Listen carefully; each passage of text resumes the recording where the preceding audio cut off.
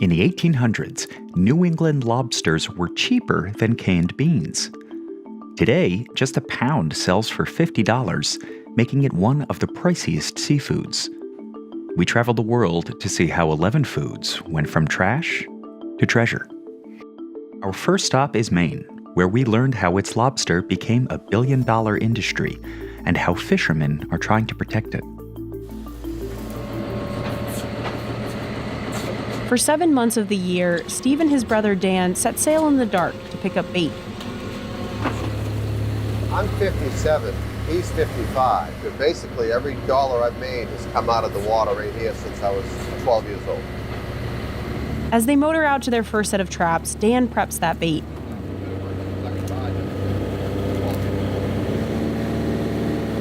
Just as dawn sets in, the work takes off. And it doesn't stop. Steve and Dan will empty over 300 lobster traps today. 6 traps are strung along one line, or trawl. Color-coded buoys, like Steve's orange and blue ones, mark either end. A winch pulls in the line, and Steve hauls the 40-pound traps on board.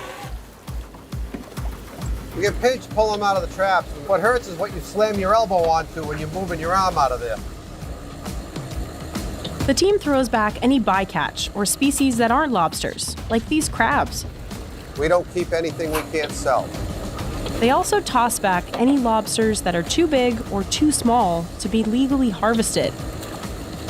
It has to be at least 3 1/4 inches from the back of the eye to the back of the shell. That's legal, that's big enough. If it's larger than 5 inches, it has to go back. If they come across a female with eggs, like this one, that's also protected by law and has to be thrown back. They clip a V-shaped notch into the tail to let other fishers know this lobster had eggs. But if you don't leave stuff in the water for the future, you won't have a fishery. Dan fills the empty traps with bait. Acadian redfish, menhaden, and pork fat. What we're giving them is their junk food. It'd be like walking by a donut shop and smelling the donuts cooking, so you go in. Then they push the first trap back into the water to catch some more. They have to be careful not to get caught up in that line as it whips by. That rope is one of the most dangerous parts of lobstering. It's why these guys carry a knife. In case the rope pulls them overboard, they can cut themselves free. He could fall off the stern. It'd be 3 minutes before I realized he went overboard. And that's not like I was ignoring him. It's just I'm doing other things. Once the traps are safely back in the water, Steve and Dan slide rubber bands around the claws of their latest catch. We try to ban the hard shells first sometimes because they'll bite the other ones. I have to pay for everything except for the bands. The dealers give us the bands. Steve drops them into the tank below, so they'll stay kicking. You want a lobster to stay alive all the way until it's cooked, so bacteria doesn't grow. Because they get paid by the lobster, the team keeps a tally from each buoy line. 2. Gonna be a long day, Dan. They want to catch at least 10 lobsters from one trawl, or about 2 pounds a trap. Anything under a pound is real bad. Even when we're having a bad day and we're not catching much, look where we are. I'd much rather be here than stuck in an office somewhere. But for the last decade or so, rumors have swirled that Maine's lobster population could be at risk. Scientists track the East Coast lobster stock by the total weight of the population, what's called the biomass. If you were to pinpoint a location where you could sort of balance that biomass on your fingertip, that would be the center of gravity. In the 1970s, lobster's center of gravity was actually right off Long Island, New York. Because of warming water, the population collapsed there. The center shifted north, towards the stronger population off southern New England. But soon, the same thing happened there, and that population collapsed. By the late 2000s, the center had shifted all the way to the Gulf of Maine. Fishermen here experienced a surge in the lobster population. By 2016, lobster landings had hit a record high of 132 million pounds and made up almost half of what was caught in Maine. Before this boom, fishermen here caught everything from herring and mussels to scallops. Lobster became such a financially productive activity during the boom of our landings, and most fishermen focused exclusively on lobster. In the 2010s, going all in on lobster seemed like a safe bet for fishermen. They could earn more than any other species, and lobster's price stayed high despite soaring supply. I think there's always risk associated with putting all of your eggs in one basket, and that's essentially the situation we've created. But now the population is shifting again, farther offshore. Lobster eggs in warming waters inshore aren't surviving at the rates that ones in cooler waters are. Because the Gulf of Maine is warming faster than 99% of the world's oceans, people have been worried what happened in New York and New England would happen here. But scientist Kathy Mills says there's still hope. We have conservation measures in place that are buffering some of the effects of warming temperatures. Measures like maximum size limits introduced in the 1930s and V-notching in the 1940s. The conservation measure to protect egg-bearing females is almost a century old. These have helped slow lobster's decline off Maine. See how in the last few decades, the center of gravity hasn't moved as far as it did in the 70s, 80s, and 90s? Not only does Steve throw back lady lobsters, but his traps are also set up so small ones can escape. So the kitchen is where the food is. You got 2 doorways in, and then this is the parlor back here where they're all hanging out after they eat. Every trap has 3, sometimes 4 vents. These vents are designed to let the lobsters out that aren't legal size. While these catch limits in Maine have helped, they probably won't stop the population from shifting completely. The population will not collapse. It will decline, but to levels that we've experienced in the past. Like most scientists here, Kathy's team predicts the center of gravity will keep shifting north in the future. And as lobsters move offshore, so too do the lobstermen. Small boats like Steve's, that stay close to the coastline, are increasingly being replaced with big ones that go lobstering 30 miles out for days at a time. But big boats are an investment most young lobstermen can't afford. Even a small rig like this takes a lot of money to operate. The traps and the buoys and the rope, probably looking at about $160,000 if everything was brand new. Am I worried about the younger generation? And I am, because we've done everything we can to keep a fishery for them. The stuff that we can't control, we can't control. Yeah, I'm inbound, over. Yep, roger that, just checking. On small boats, lobstermen like Steve and Dan will go out for just the morning and pull into the Portland dock around noon. They sell their catch to Luke's Lobster at $6.50 a pound for hard shell and $5.50 for soft shell, or ones that have recently molted.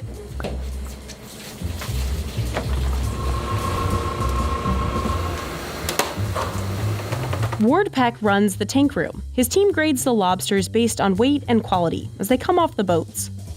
Ones with 2 full-grown claws get a higher grade. So you can tell this one lost this claw, so you wouldn't want to pay $50 for this on your plate. They also sort them by the hardness of their shells. If you squeeze a soft shell, you can feel water inside because there's still room for the lobster to grow. That also means there's less meat. Those can only be sold to local markets before they spoil. A hard shell, though? It's like a bullet. There's no water in here. The higher proportion of meat to shell in a hard shell lobster. Hard shell lobsters will fetch a bit more because they survive longer and they can be exported out of the state. Here's something that you would pay good money for at a Manhattan restaurant. It has a crusher claw, it has a pincher claw. The crusher claw is bigger, pincher claw is more narrow. 3-pound lobster, I would not want to get my finger in their crusher claw, that's for sure. He's seen some pretty lobsters through all his years of grading. This guy's more of an albino, and this guy is like the calico. He's albino in spots. When they're this color, they look prehistoric to me. Apparently, no matter what color they are when they're alive, once you boil them, they all turn red. From here, Ward will drop them off at Luke's Lobster's restaurant next door, or send them to the company's processing facility, about 20 minutes away. The first step is running it through a stunner. Luke's Lobster wouldn't show us its stunner, but the machine could look something like this.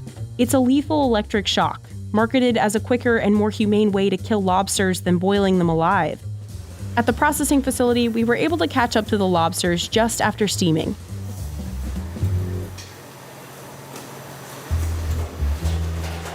They go straight into a chiller to stop the cooking and bring them to a food-safe temperature of below 40 degrees.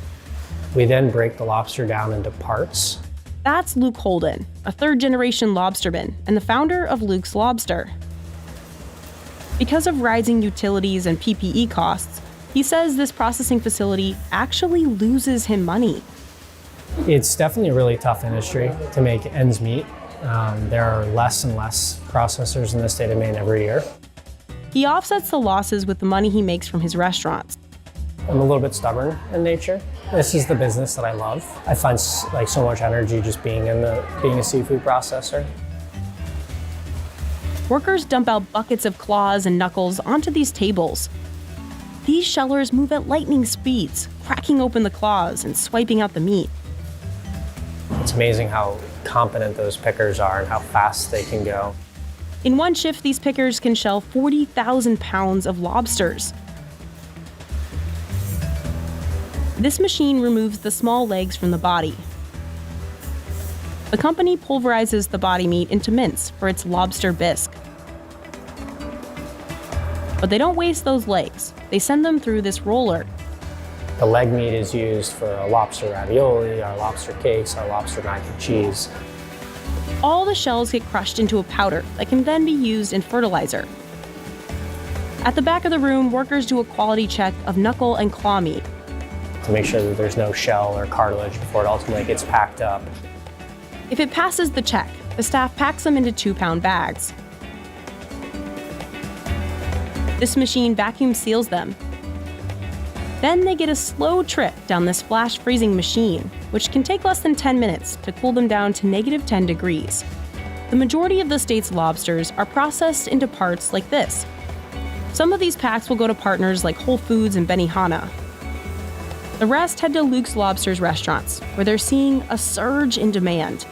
When there's more demand for the finished goods, that trickles up to the fishermen, and that creates more economic value for the industry. But this meat hasn't always been valuable. For most of recorded history, there were so many lobsters up and down the east coast of the US, they were considered a food of the poor. And they held that reputation for centuries. A legend goes in the 1900s, at a party hosted by the wealthy Rockefeller family, a lobster meant for the servants was served to the guests, and they loved it. Soon, overfishing made lobster scarce and expensive, cementing it as a luxury food in the US. The tail meat was especially popular. Luke's dad, Jeff, was the first licensed lobster processor in Maine, but in the 2000s, he couldn't sell the cooked knuckle and claw meat. He had a freezer full of hundreds of thousands of pounds of cooked lobster meat that ultimately there was no strong market for. When Luke moved to New York City for a job in banking, he couldn't find a good lobster roll. So he called up his dad, asking to buy the claw meat to start a lobster roll shop in Manhattan. He was like, that's great. And he even offered us 90-day terms to get the business financing because it was just going to sit in his freezer anyways. The first shack was a huge success, and they've since expanded to 35 locations worldwide. Fast forward 15 years, the market is completely inversed. When we started Luke's in 2009, we were paying $14 a pound for cooked lobster meat. In the last 3 years, we've seen as high as $50 a pound. And I would say on average, it's in the high 30s. More demand. The company opened its Portland, Maine restaurant in 2019. I usually pack this cooler with about 120 pounds, and before lunch is even over, they will have gone through all 120 pounds. Michael Tibbetts is the assistant kitchen manager, and he says the most popular dish is the lobster roll, loaded with knuckle and claw meat. It's become a real iconic thing. We will sell over 800 lobster rolls a day. It's just a regular New England split top roll. It's our butter wheel right here. We do 3 swipes of butter on both sides, put it on the flat top, weigh out 4 ounces of fresh lobster meat, drizzle of butter, a little bit of secret seasoning, and that is the Luke's Lobster Roll.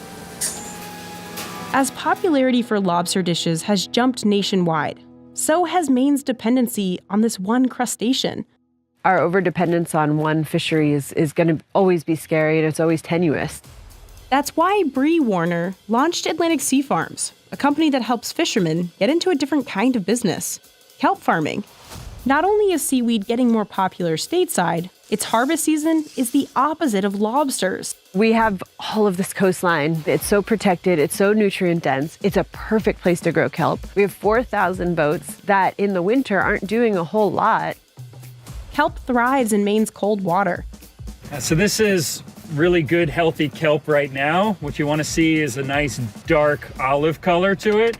You don't see any bare spots. You're getting several pounds each foot of line. You obviously don't need to water them. Yeah. No herbicides, no pesticides. Atlantic Sea Farms grows the kelp seeds at this nursery. Then we give it to our partner farmers for free. We help them find their lease, we help them with site selection, we help them with farm setup. When Atlantic Sea Farms started out in 2018, the entire state of Maine harvested 53,000 pounds of farmed seaweed. For the first year of Atlantic Sea Farms, we had 3 brave souls take on the risk of doing their own farms. Flash forward to today, its 40 partner farmers harvested a record-breaking 1.3 million pounds in 2024, just in time to meet booming demand in the global seaweed market. We haven't had to recruit anyone in years. The proof is in the pudding. The fishermen don't do things that don't make money for them. Many are lobstermen, like Justin Papke. Just looking at things we could do to diversify, take a couple eggs out of the lobster basket. He considered oyster and mussel farming, but found kelp was a cheaper investment. Because he could use the same boat, ropes, and buoys as lobstering.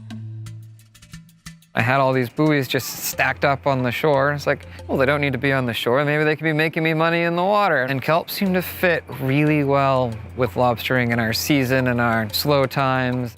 It took Justin 3 years to get the license for his 8-acre farm. The way we're set up, it kind of looks like an Olympic swimming pool. The kelp is on like a lane, except it's 7 feet below the surface. Debris, like trees, can tangle in these lines, and big waves can move them. We're not growing things on land in nice rows. We're putting our nice rows in the water, and then Mother Nature throws hurricanes at you. Justin's biggest expense were these moorings, or anchors, that hold down the kelp lines. They can cost a farmer as much as $50,000 for a 4-acre site.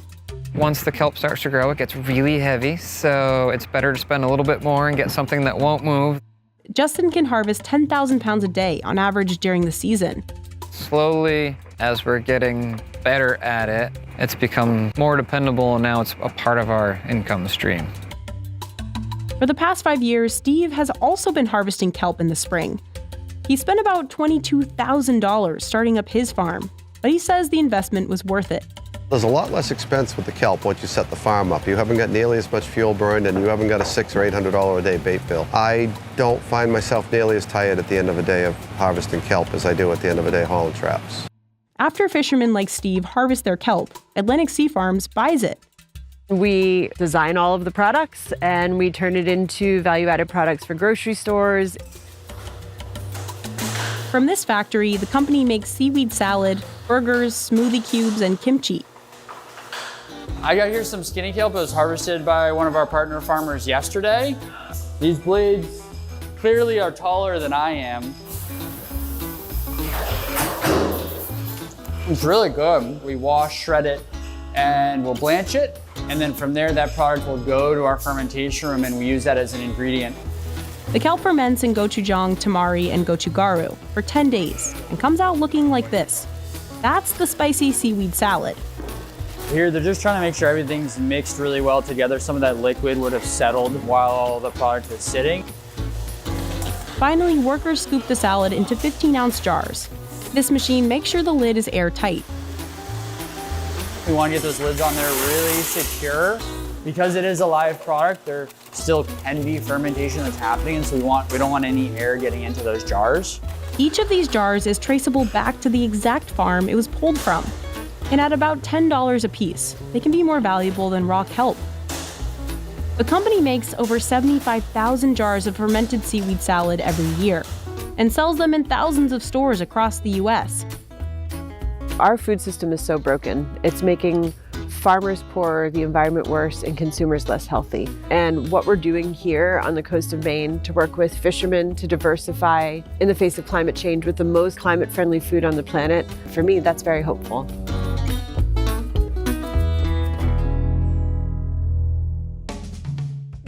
Studies show kelp sucks harmful nutrients like nitrogen out of the water, sequesters carbon dioxide from the air, and protects against coastal erosion. Even at Luke's Lobster, they're frying up these kelp burgers. We're shifting all the time. Shifting doesn't scare me at all.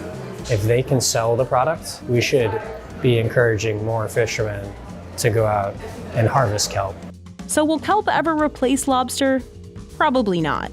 So kelp is not a silver bullet. Lobster's always going to be part of the fabric of Maine. We're very optimistic about a future that includes lobster and kelp and oysters and mussels, and ways that we can create a future where we can always be working on the water for generations to come. Oxtail used to be a throwaway meat for most Americans. But after the pandemic forced meat buyers to try new things, oxtail's price tripled.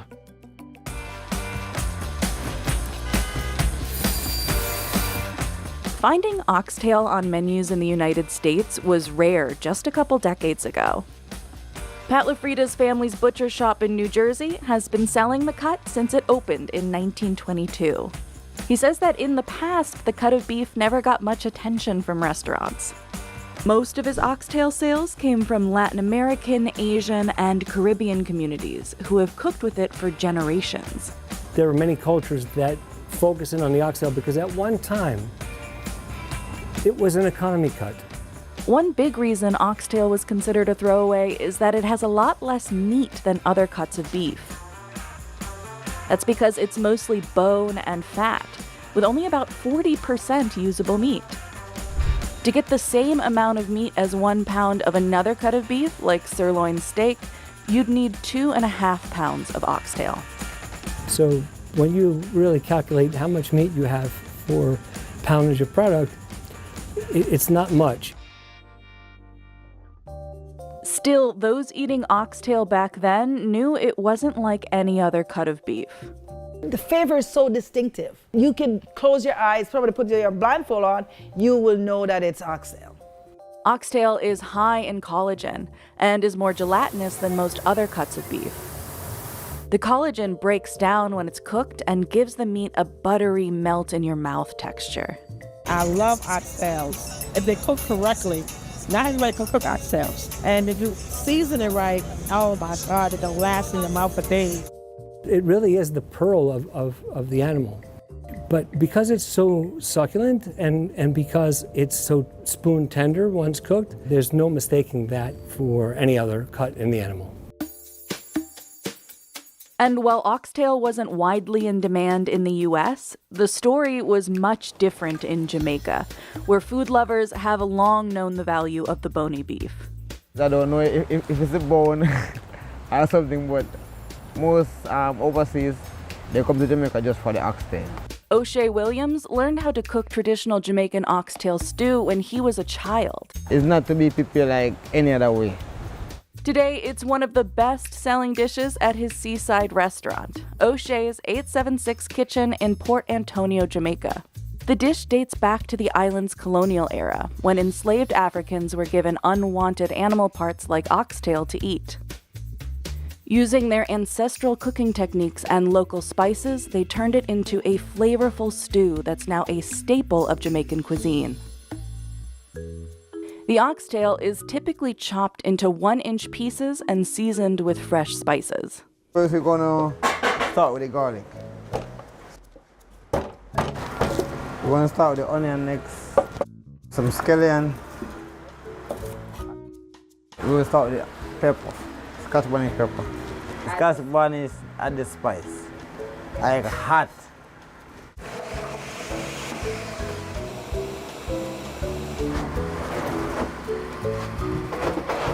The meat is then slow cooked over an open fire for hours until it falls off the bone. Really good. Everything is right.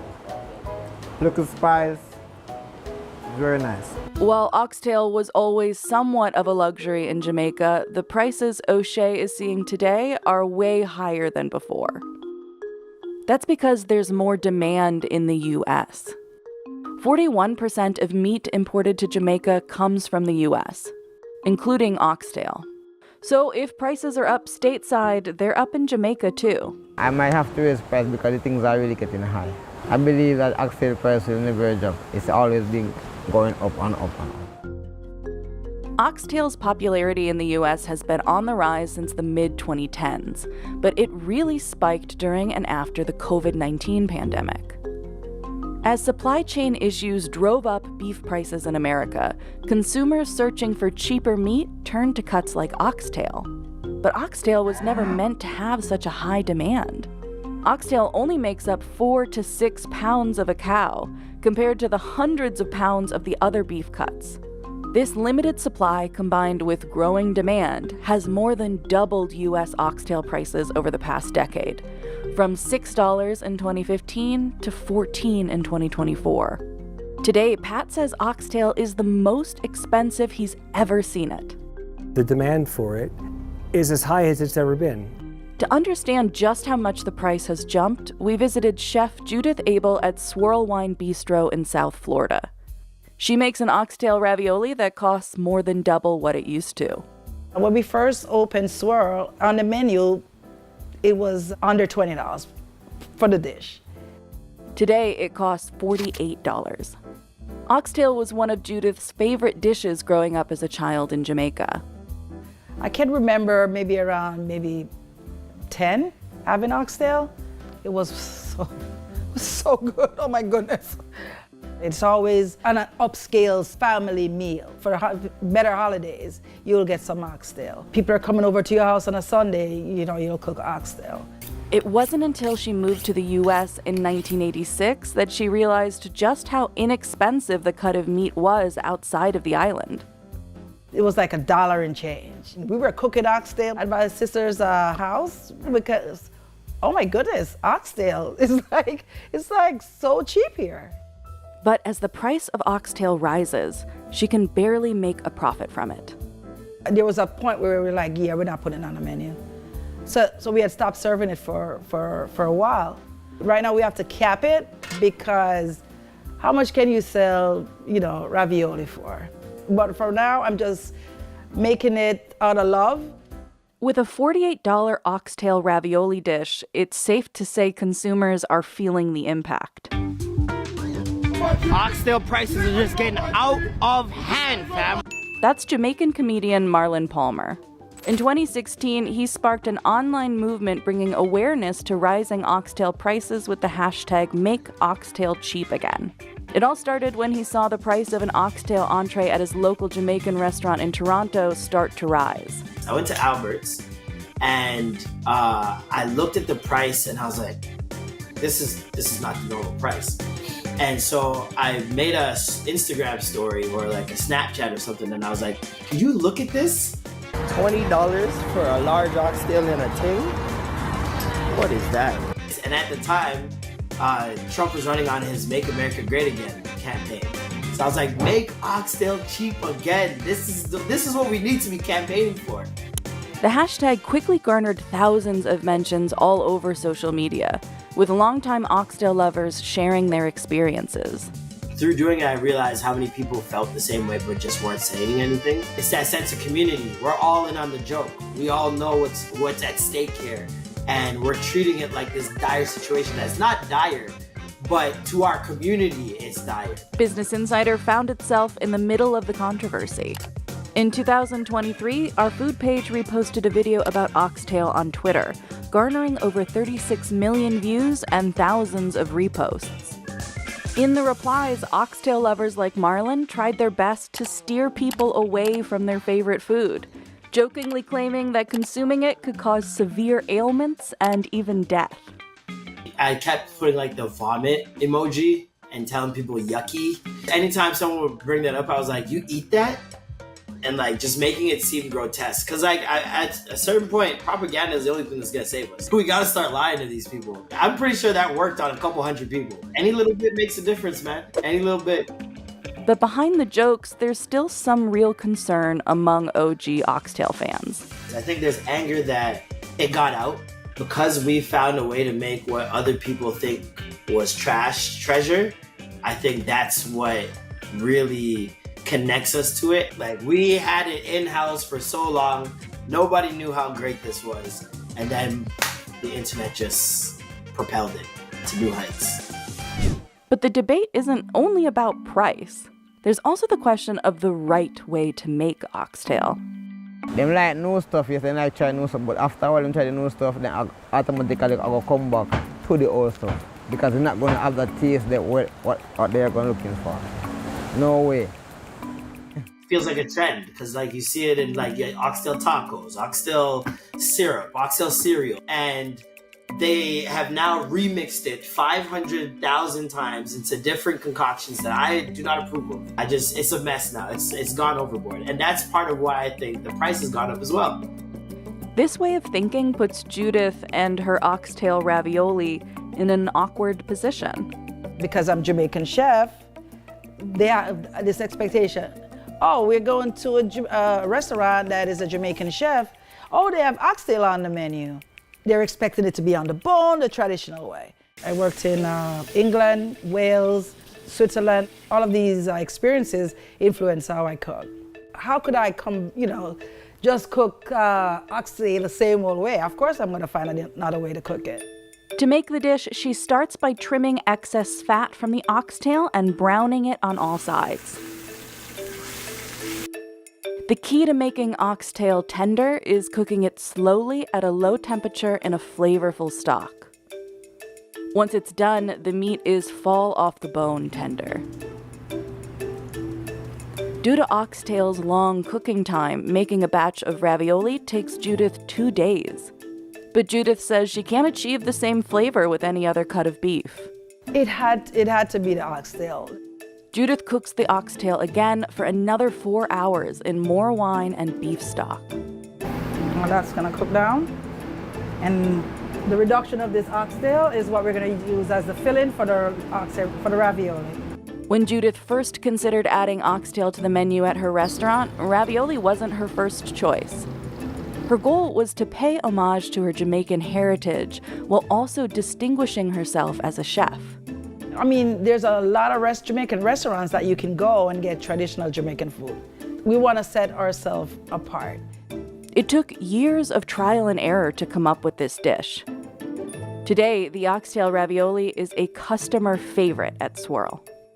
We had to put it on the door, home of the oxtail ravioli. I'm selling out of oxtail like every week. I can't keep up. While she is concerned about the price hikes, she says it shouldn't stop her or other chefs from creating innovative oxtail dishes. There will always be a chef who's going to try to take it to the next level. I've seen chefs smoke it and then braise it. I've seen chefs who slow smoke it for days and so it's falling off the bone. Have at it, be creative. Today, Pat LaFrida delivers oxtail to all kinds of chefs and restaurants, including high-end ones. Despite many people's fears, Pat insists there's still plenty of oxtail to go around. Unless there's some evolutionary issue with cattle, it's never going to disappear. As long as the demand for oxtail is there, people are going to buy it, and people are buying at a higher price anyway. They may not buy as much, but they're still buying it because it's like it's in our system at this point.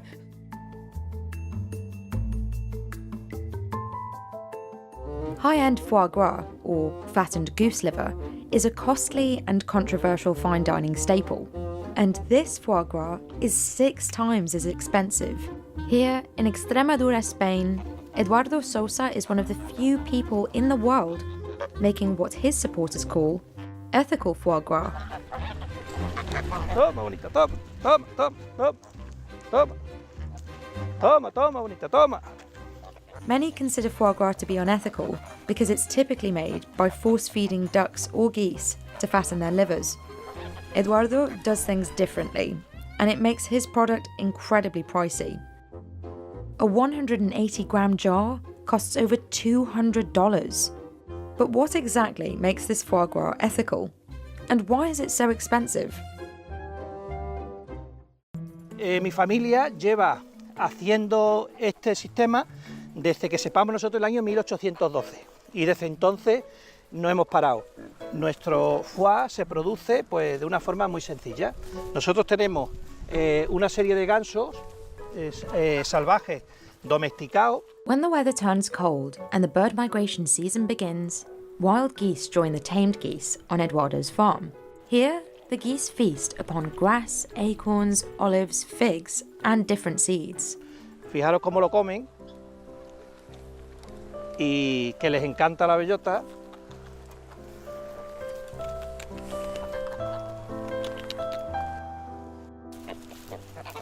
Instead of force-feeding the birds, Eduardo simply relies on the geese's natural behaviours. There are no fences here. The geese are free to come and go as they please. Eduardo says the geese eat more grass when they're free to roam. He says this is essential because the grass apparently makes the acorns taste sweeter to the geese. And the more acorns the geese eat, the tastier and yellower their livers will be. While Eduardo prefers to let the geese eat what they want, he does provide them with organic corn to make their livers more yellow.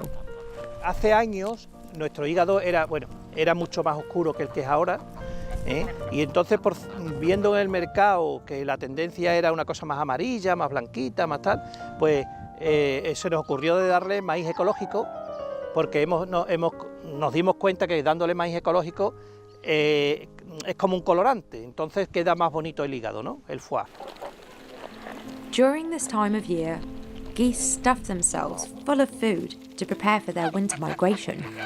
This quickly builds fat and enlarges their livers, the perfect conditions for creating foie gras.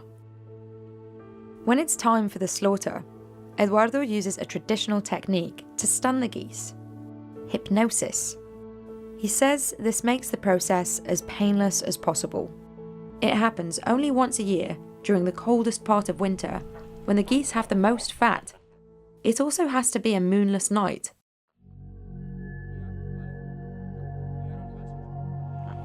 Pues que localizamos las quedas, ¿no? Donde están los grupos de gansos, y luego con luz, vamos con una luz LED muy potente y hacemos que se queden hipnotizados, ¿saben? Las aves cuando le da una luz fuerte pues se quedan quietas y se quedan hipnotizadas. De esa forma las podemos coger fácilmente y además el animal pues no sufre absolutamente nada. Es una muerte dulce, como se dice, ¿no?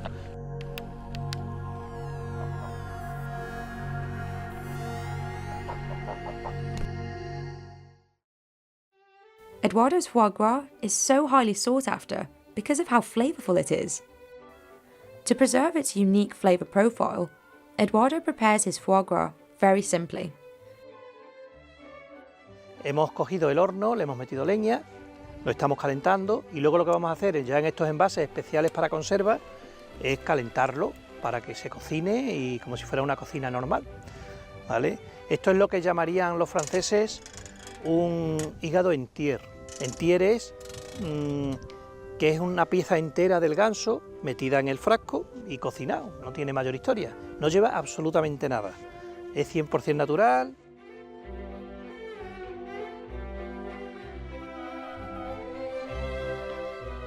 Y el sabor, pues,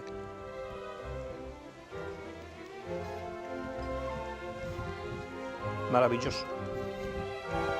Un sabor muy suave, una crema, algo increíble, es un sabor extraordinario. Sabe a naturaleza, sabe una mezcla entre bellota, semilla, hierba, un toque dulzón por los higos. Y da, pues bueno, es algo único, algo único. El ganso se aprovecha absolutamente todo, Entonces, cuando hacemos el proceso, también aprovechamos las pechugas para hacer este delicioso jamón. que publicitamos siempre que el foie es algo que se debería consumir una sola vez en la vida, ¿vale? No queremos que se abuse, no es un alimento que por mucho dinero que tenga una persona no debe abusar del consumo. Es algo que hay que probar, disfrutarlo en una ocasión muy especial. So despite the high demand, Eduardo won't make more than 2,000 batches a year.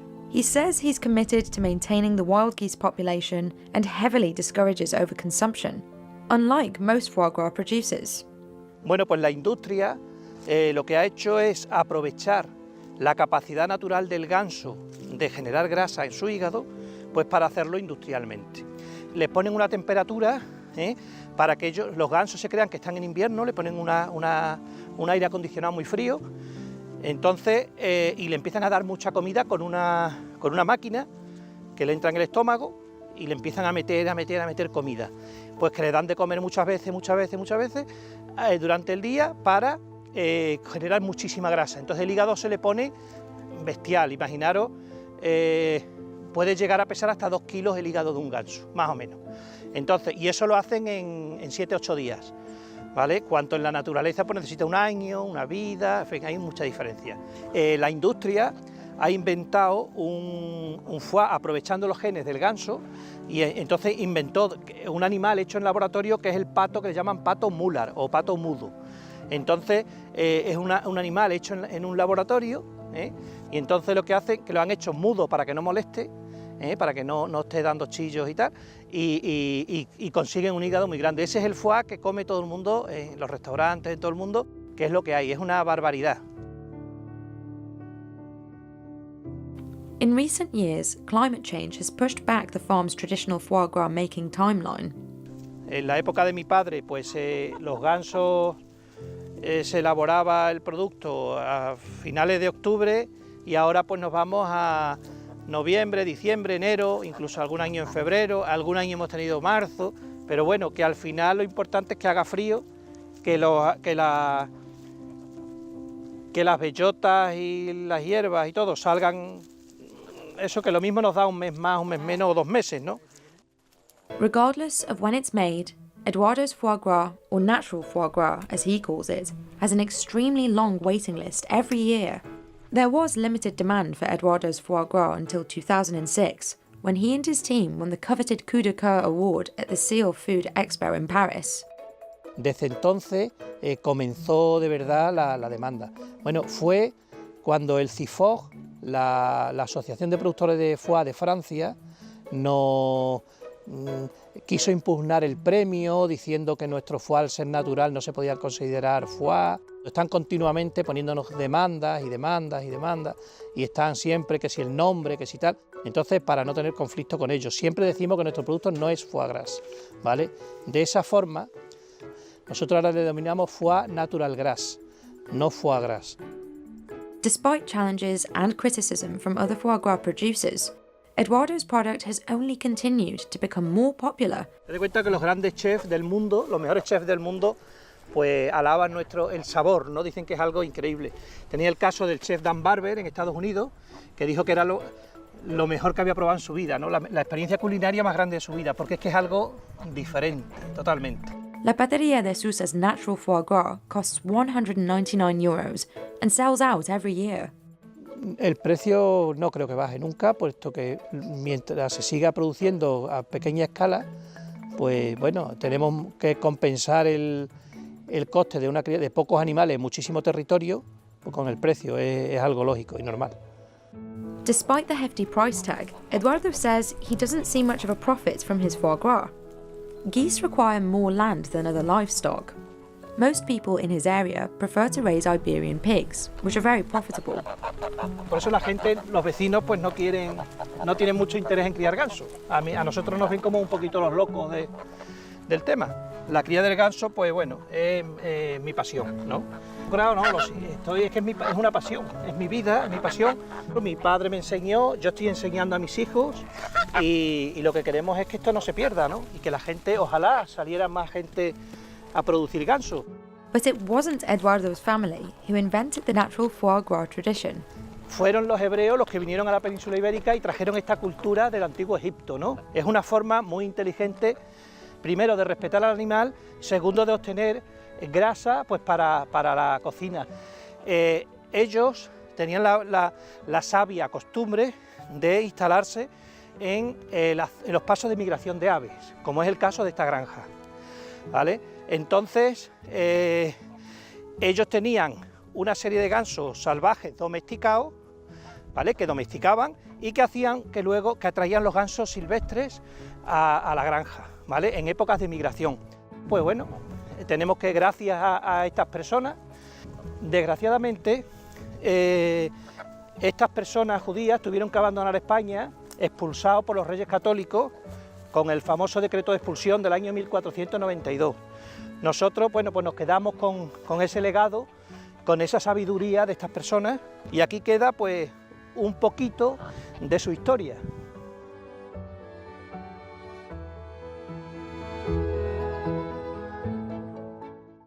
In the 1800s, American oysters were cheaper than eggs, but over-harvesting has driven up the price. Oysters have been around for a while. Estimates put the shellfish around 300 million years old, at least, and humans have been enjoying them for centuries. Oyster cultivation was invented by Sergius Arata, a Roman engineer also often credited with the invention of underfloor heating. And since his invention, oyster farming has become big business. While you may be seeing oysters on the menu more these days, their popularity now is nothing compared to just 200 years ago. Oyster sales boomed from the early 19th century onwards, and the shellfish were sold as street food across London, Paris, and New York, as they remained a cheap and accessible snack to many.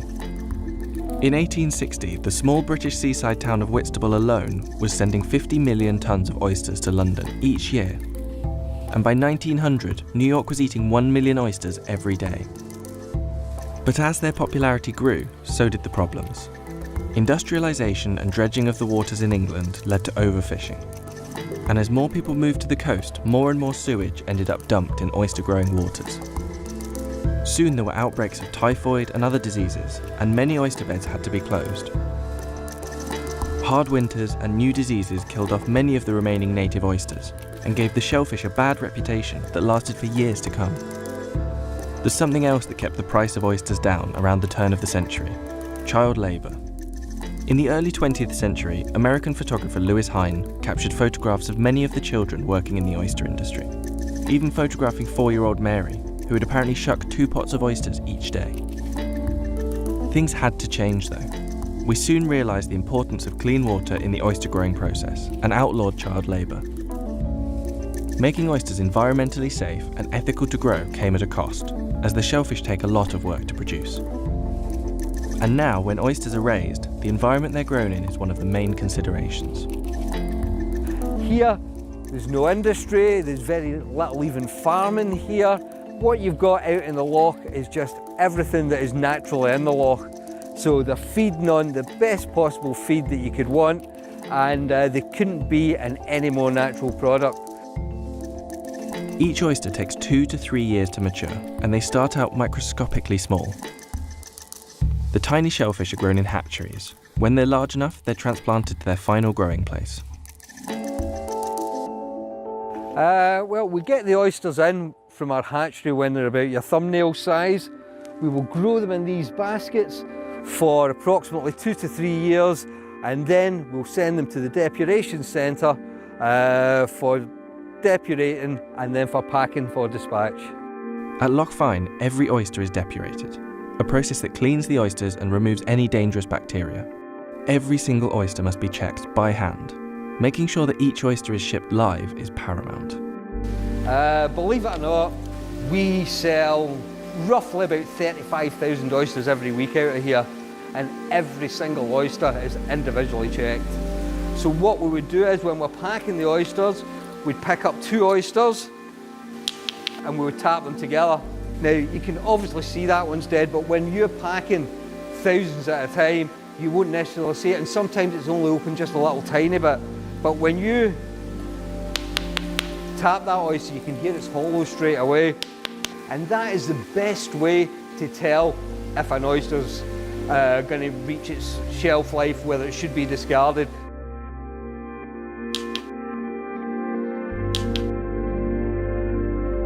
Oysters may only have a 9-day shelf life, but that doesn't stop them being shipped all across the globe. And their popularity and image as a luxury treat means that their demand is only going to rise.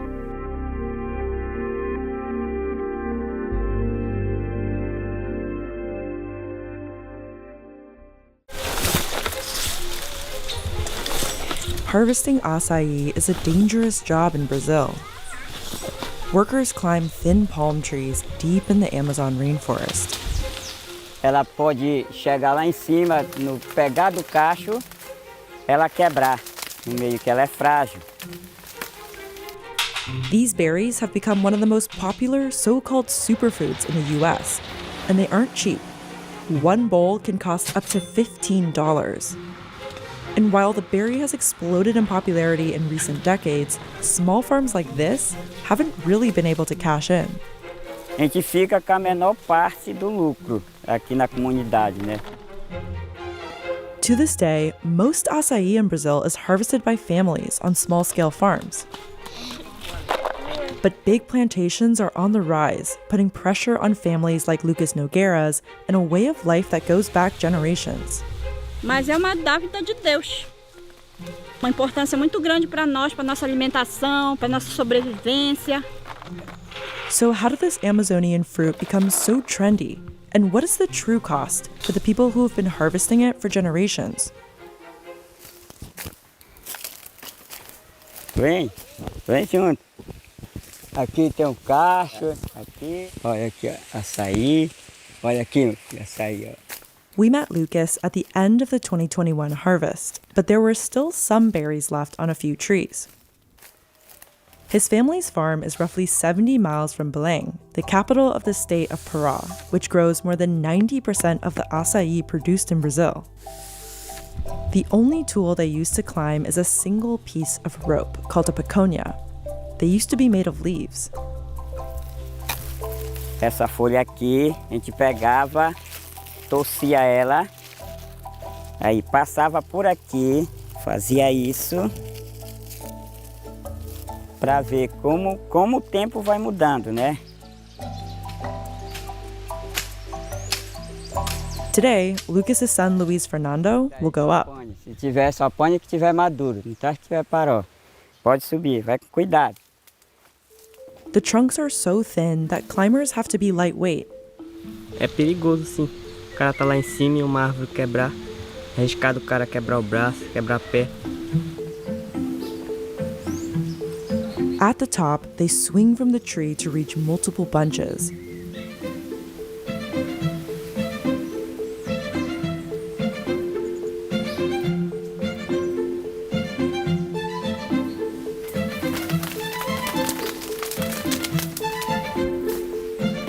Going down can be dangerous too, especially while carrying a large knife and holding an armful of branches. Dropping them could damage the fragile fruit. Graças a Deus eu nunca caí dessa iseira. Quero que isso não aconteça comigo. Eu já caí 3 vezes dessa iseira. Não me bati nenhuma vez, graças a Deus. And the risks don't end at the climb. Exclusivamente a gente anda nessas áreas, tem muitos animais, né, que nem cobra.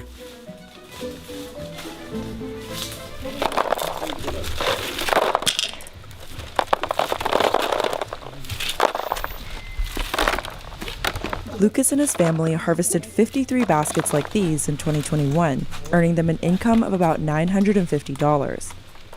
That's as little as 20 cents per pound. Meanwhile, a pound of processed acai sorbet can sell for $7 or more in the US.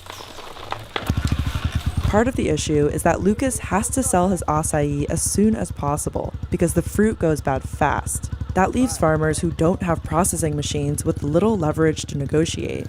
Não tem empresa aqui na nossa comunidade. A gente vende para atravessador, para poder chegar na mão daquelas pessoas que vão beneficiar, que vão se dar bem. Merchants bring the acai to Belém by boat. It's a race against the clock to sell the fruit before it spoils, so markets run overnight. O açaí apanhado hoje, ele dura em máximo 48 horas. 72 é assim, extrapolando. The price of the baskets varies every day, depending on the demand. Hoje, em média, paneiro desse aqui está custando, hoje, 60. Most of the acai produced in the state stays in Brazil, but exports have skyrocketed, growing about 14,000% between 2011 and 2020. Você sabia que uma tigela de açaí nos Estados Unidos custa R$80?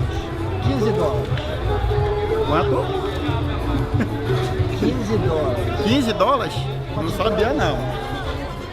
Some acai gets transported to processing facilities like North Acai.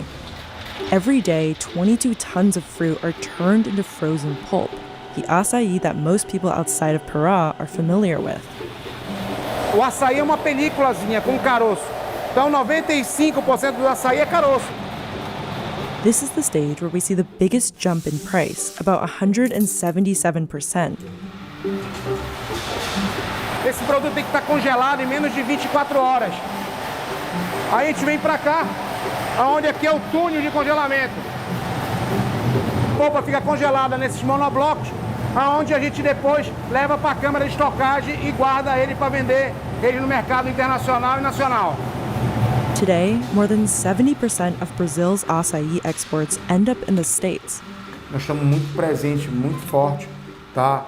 Na região da Flórida, região de Nova York, região de Nova Jersey, pela costa leste americana, de norte a sul, nós estamos bem presentes. The global market for acai is expected to reach nearly $2.1 billion by the end of 2025.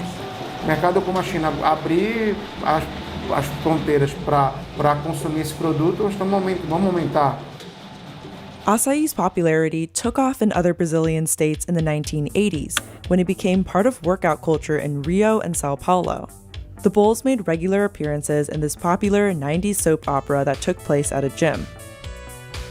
Its high-calorie content made it a perfect pre- or post-exercise food, and its antioxidants made it easy to brand a superfood.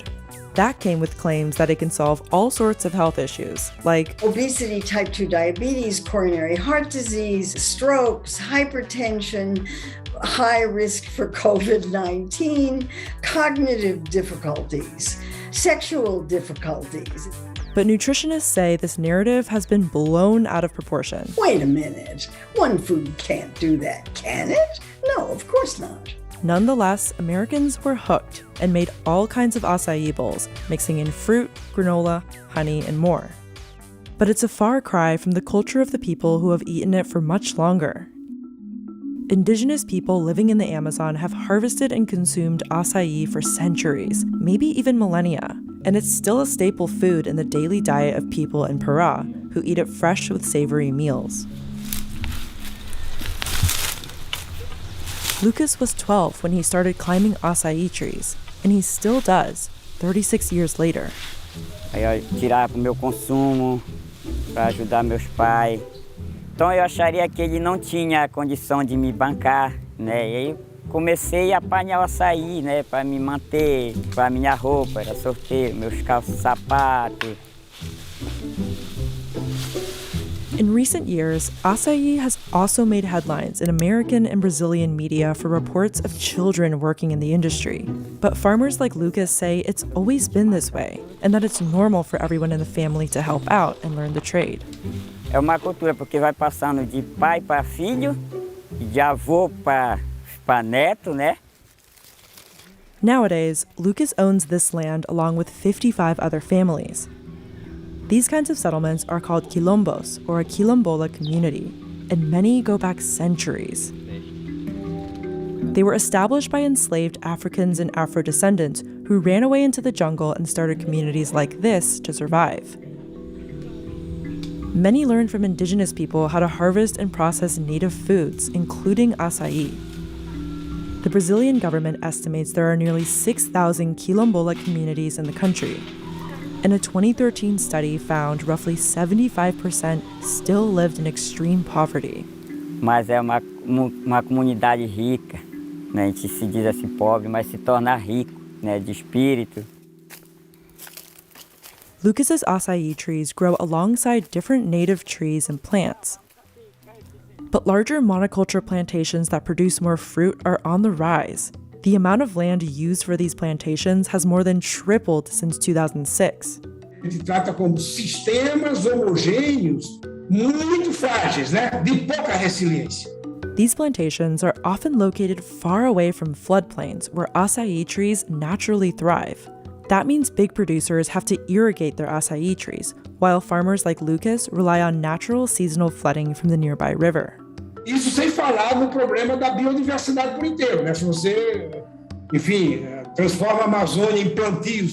Some small producers have also been favoring acai trees over others, which could become an issue in the long run. And experts worry that as acai's popularity continues to grow, the cultural traditions of Pará and the Amazon could be lost. Tendendo a transformar o açaí numa commodity. Isso é ruim. Aí tudo depende da escala, porque, né? Enfim, não interessa. A qualidade é pouco, mas tem qualidade. Não é isso que interessa. Acai is something Lucas and many people here take pride in. Esse aqui é o processo do nosso açaí para o nosso consumo local.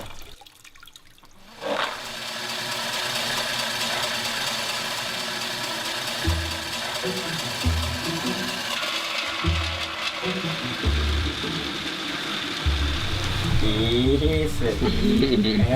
Olha aí, a gente bota um pouquinho de farinha aqui dentro, né, do açaí. E aqui um pedacinho dele aqui, um pouco do feijão, um pouco do arroz. Aqui. Aí um pouquinho do açaí. Então experimente como nós, para vocês sentirem o sabor do nosso açaí paraense, o açaí normal, puro. E vocês vão ver a delícia que é o nosso açaí. Obrigado. For centuries, caviar was a cheap food eaten by the lower class because the fish it came from, the sturgeon, was so plentiful. But as it spread from the Caspian Sea to fancy European restaurants in the 19th century, demand went up. Today, all sturgeon fish are endangered, making it expensive and difficult to harvest caviar. We learned how one entrepreneur started Africa's first caviar farm. Traditional caviar can only come from sturgeon. They're native to the northern hemisphere. Many of the most popular species come from the Caspian Sea, where waters can be much colder than Madagascar's. Dans les autres endroits de Madagascar, les côtes de Madagascar étaient tout à fait inadaptées à l'élevage d'esturgeons parce que les eaux auraient été bien trop chaudes. That's why the founders raised their fish in Lake Montezuma, about 1,400 meters above sea level. The team spent months crossing thousands of miles in search of temperate waters like this. The lake rarely tops 25 degrees Celsius, and it gave this farm an advantage. While sturgeon in the Caspian Sea might grow slower during cold winters and hot summers, the company says fish here mature year-round, thanks to these moderate temperatures. À Madagascar, on peut dire qu'on a 3 ans d'avance sur les croissances, sur la performance, et 3 ans d'avance aussi sur le caviar. The whole process starts in the hatchery, where they care for thousands of baby fish until they're mature enough for the lake. Sturgeon are notoriously tricky and expensive to raise. Compared to other farm fish, like salmon, sturgeon need a long time to grow. They can take a decade to mature, while a salmon only needs 3 years. So operating a sturgeon farm could cost 5 times more than a salmon one. But the team's first hurdle was keeping the fertilized sturgeon eggs alive along thousands of miles to Madagascar. They failed 4 times, trying to import them from France and Russia. But the 5th time was the charm. The company imported 35,000 healthy sturgeon eggs back in 2013. Les gens se moquaient de nous, clairement. That's Delphine Dabazi, one of Assapenser's founders. Et même les plus grands experts nous ont tous déconseillé de nous lancer dans ce projet faux. C'est que le 26 juin 2017, le jour de la première production du premier poisson, que nous nous sommes dit qu'il y avait une chance que ça fonctionne. Nearly a decade later, they've grown their fish population to over 60,000. And they raised 6 different species, one of which was thought to be extinct. Only female sturgeon produce caviar, so once they're big enough, the team separates them by sex. Avec l'aspect extérieur du poisson, on ne peut pas déterminer le mâle de la femelle. Donc du coup, on est obligé d'utiliser un échographe. The females head to the farm. With 16 hectares of pens, the fish have room to move. Comme dans tout élevage surdensitaire est voué à l'apparition d'agents pathogènes. Donc au plus on réduit la densité et plus on limite ce risque. That's Jérôme Bastide. He's the farm's breeding manager. Donc au maximum, on ne va pas dépasser 25 km². They use 3 nets to contain the fish in the pens. One where the fish live, an extra net in case they escape, and a net on top to hold back birds. 10 full-time weavers make and mend the nets on site. It takes 31 miles of rope and a month of weaving to make just one net. Assapencer has hired and trained 300 Malagasy workers. The company says it pays 3 times the minimum wage. Ny antony nampatongalay hiditra tato amin'ny société ty aho. Tena hita nisy fivano ny tao saina tokantranonay mampivoatra ny fiainana ahafahana ivery da ny zanakay afaka miana. A team heads out to feed the fish 5 days a week. First, crews test the water. Ny antony anaovana ny prélèvement anaty cage mba ahafantarana oxygène. When there's enough oxygen, they can start adding feed. Alohany amin'ny sakafo dia lemana ny sakafo. Mba tsy hitsingevana dia afangaro tsara.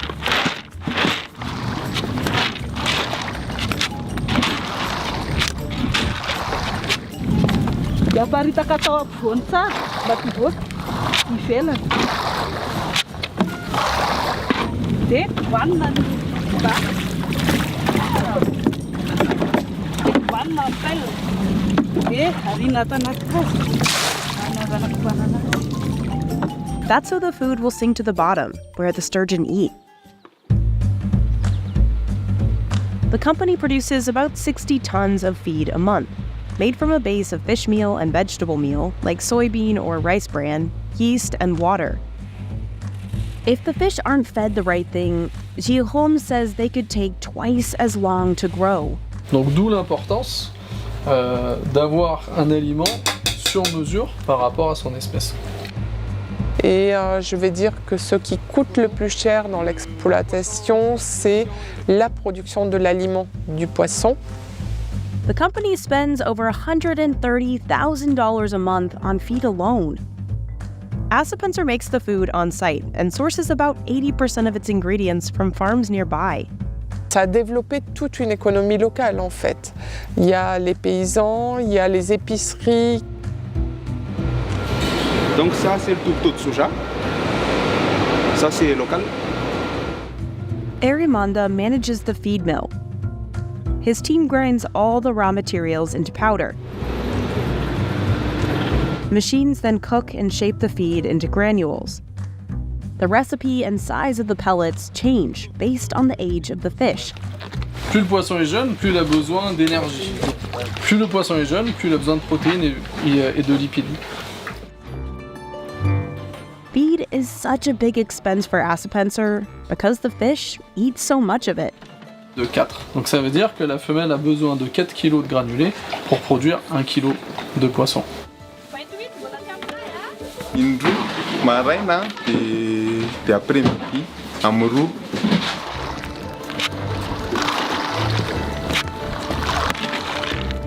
While the sturgeon feed, there's always a diver watching below the surface to see how quickly the fish eat and how deep they go. Every few months, Jéróme's team pulls fish out of the water.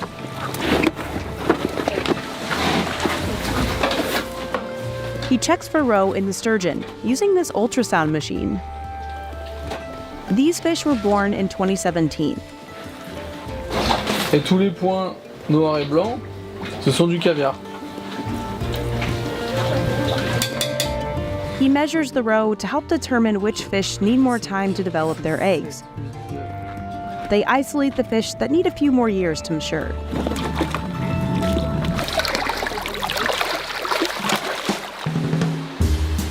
These females are Persian sturgeon. They'll spend the last few weeks of their lives in cold pools. Qui va permettre en fait d'arrêter le métabolisme de la femelle et d'avoir une très bonne qualité des œufs. Cette étape elle est très importante parce que c'est l'étape qui va nous permettre d'enlever les mauvais goûts que le caviar peut avoir s'il y en a. These species can be harvested young, at only 7 years old. Une fois qu'on a abattu les femelles, on va faire la saignée et on va les rater jusqu'à ce qu'il n'y ait plus aucune goutte de sang qui sorte du poisson. This sturgeon weighs 16 kilos, but they can go up to 20. Justo ang atus katan tanan naru. Dia to anin faranya dua to kaikin babanya tum tanan raya. Daya to faranya bat. Sumari sistema mafis pak. Sumar mafis tin. Ya dewa pita kata natan fi on like KVP. The valuable roe makes up about a fourth of its body weight. Mandim bin Salama worked as a cook before joining Assapencer.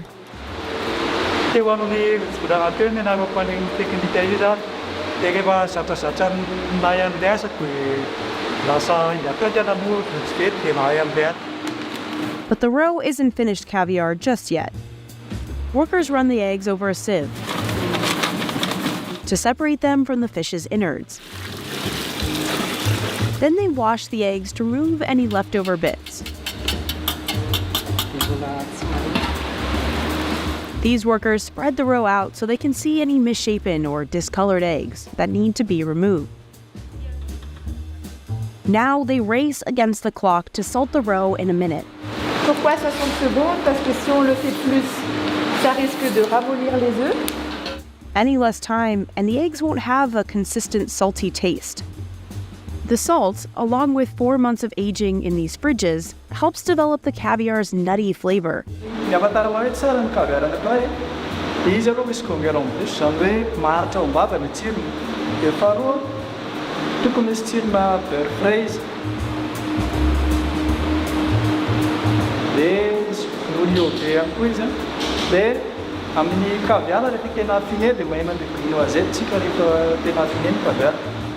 A kilo of Rova caviar can go for over $5,000. The cost is on par with European brands. Assapencer exports 90% of its caviar to Europe, but it's up against stiff competition. China is Europe's biggest supplier. It raises sturgeon on massive farms like this one, 3,500 times larger than Assapencer's. Since 2014, China has been selling the most expensive caviar, the kind harvested from beluga sturgeons, seen here at a farm in Florida. But Assapencer is still years away from harvesting its first beluga roe, because it takes nearly double the amount of time to raise the high-priced fish compared to other sturgeon species.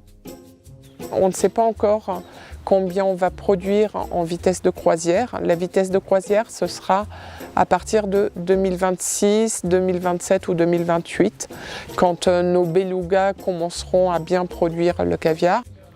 Until then, Assapencer is trying to sell the caviar types that are ready. The company has opened offices in Paris, Brussels, and New York City in hopes of hooking Western markets on African caviar. The team has already managed to convince chefs at some of Europe's top restaurants. Faire découvrir des produits comme ça à nos clients, c'est splendide. Boris Campagnella is the executive chef of Le Crine, a Michelin-starred restaurant. He was one of the first chefs in Paris to put Rova on the menu, back in 2019. C'est-à-dire que j'ai pas entendu parler, elle est venue me voir un jour, je crois que c'était il y a 3-4 ans, elle est venue me voir dans la cuisine. Elle m'a présenté un caviar, déjà elle a ouvert la boîte. Je dis pas grand-chose, je goûte. Le produit incroyable, un goût, une teneur en bouche, la dureté des œufs, enfin la couleur, enfin tout. Je dis mais comment vous faites pour faire un truc pareil? He's topped dishes of torch shrimp, lamb tartare, and ceviche with Rova caviar. J'aime mettre un plat dans le menu avec du caviar. Like this dish of abalone with brown butter. Ça c'est de la groseille de mer.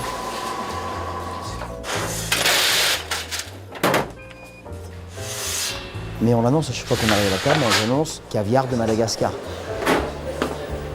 Donc forcément, ça interpelle. Ah, qu'est-ce que vous avez dit, chef? Caviar d'où? Je connais pas, il faut du caviar Madagascar, mais incroyable. And Boris isn't the only chef who's stocked these tins. About 15 restaurants across Europe now serve Rova. The company's success abroad has allowed it to invest back into Madagascar. Assepenser started by training locals, like Tafita Soa Ediarivoni and Menchka. Ny asa talohan'ny orinasa mbola tsy teto aloha dia betsaka ny ankizy teto Mantasoa mbola tsy anasa. Dia rehefa nisy le société mipetraka teto dia manodidina ny zato ny mpiasa avy ao Mantasoa lasa manana asa ato amin'ny Assepenser. Au départ, on avait beaucoup d'expatriés du monde entier. Et à aujourd'hui, petit à petit, ce sont les Malgaches qui ont remplacé les expatriés. Satria mponina avy ao Mantasoa izay tsy nahalininina momba ny Esto Urgent no niakatra lasa cadre dia tena faly be mihitsy. The company provides rent-free housing for its workers. The housing site also has a grocery store, a mini theater, and a gym. Nous, on prépare les repas du personnel, à peu près 300 personnes par jour. That includes 3 meals a day. Most of the employees' food is grown on site. L'idée est de tirer Madagascar vers le haut et de le sortir un petit peu de sa pauvreté. Et je trouve que plus on fera des produits de luxe à Madagascar, plus on aidera le pays à se développer. Sea urchin was once a filler ingredient in Japanese sushi rolls. Today, its unique flavor has caused global demand to rise and made it more expensive than lobster. Sea urchin, or uni, is a prized delicacy in several parts of the world. Today, the yellow-orange gonads are often served in sushi, and even right out of the shell. Hundreds of urchin species exist, but only a select few are coveted food, including the red sea urchin here in Santa Barbara. Known as California gold, these gonads are prized because they're large, buttery, and sweet from the kelp they eat. To find gonads like this, divers need to collect individual sea urchins by hand. Michael Robertson has been diving for urchins for 15 years. He starts his days early, sailing out before the sun rises. It takes him and his crew about 2.5 hours to reach a good diving spot.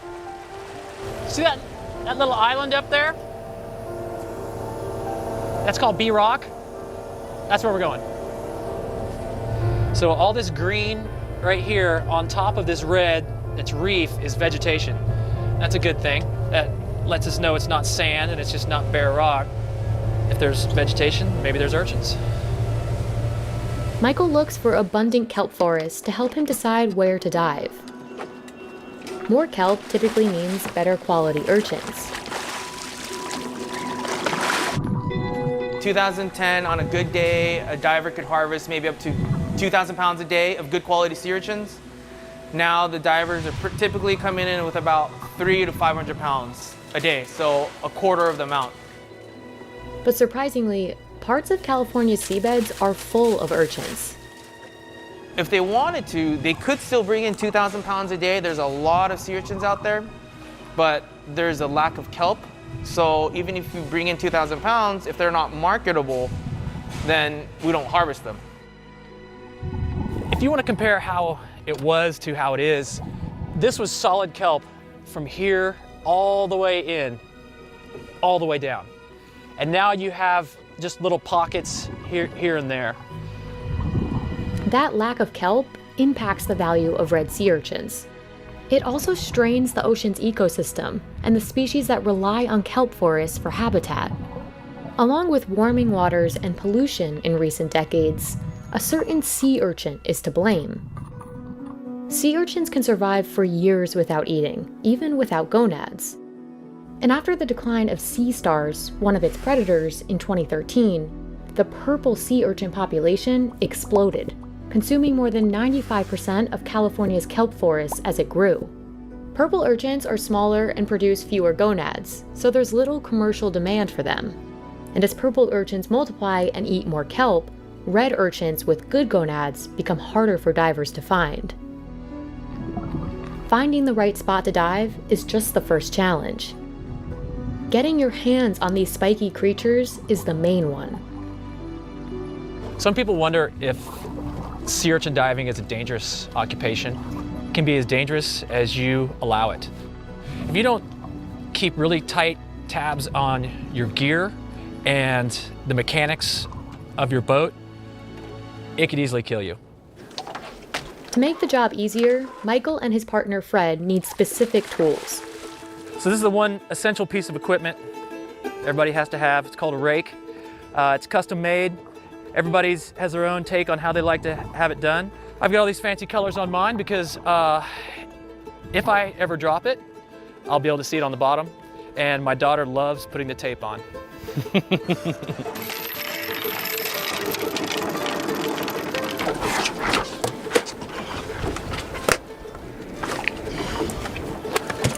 Once they're suited up, Michael and Fred head to the bottom and begin collecting urchins one by one. All right. Even with the proper gear, a good dive is never a guarantee.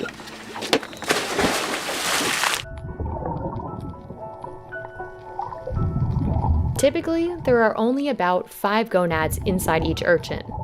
And without enough kelp for the urchins to feed on, the gonads start to shrivel up. In some cases, an urchin will be totally empty inside. We do crack urchins on the bottom so that we can see what we're picking, if there's enough product inside, and what the color's like inside. To make things more challenging, Michael can only harvest urchins at least 3 1/4 inches in size. You can't just go out and pick empty urchins. So there's a lot more empty urchins than there is beautiful, packed urchins that you want to sell. Depending on what they're eating, depends on the grade of the urchins. We got lucky on that one. Oh, right on. Sounds good. Okay, cool, man. See you on the inside there. Roger that. After a 12-hour day to the islands and back, Michael returns with 750 to 900 pounds of urchins. The shelf life of fresh urchins is short, so they need to be delivered to processors that same night. By 4 a.m., Gene Damachi's team is already cracking and cleaning each one by hand. And today we probably have about 10,000 sea urchins to go through. The gonads are extremely fragile, and they only stay fresh for about a week. Workers crack each urchin down the middle to avoid breaking any of the gonads inside. Then it's time for one of the most crucial parts of this process: cleaning the gonads. This stage requires sharp attention to detail. If workers don't totally remove the intestines inside the urchin, the gonads degrade faster. And if any of the gonads rip during this process, they immediately drop in value. The gonad breaks, then it drops a grade or 2. And when it goes from an A++ grade and we have to drop it down to B grade, the value is maybe about a quarter of what it could have been. Workers then sort the gonads by color, making sure each tray has a uniform shade of yellow or orange.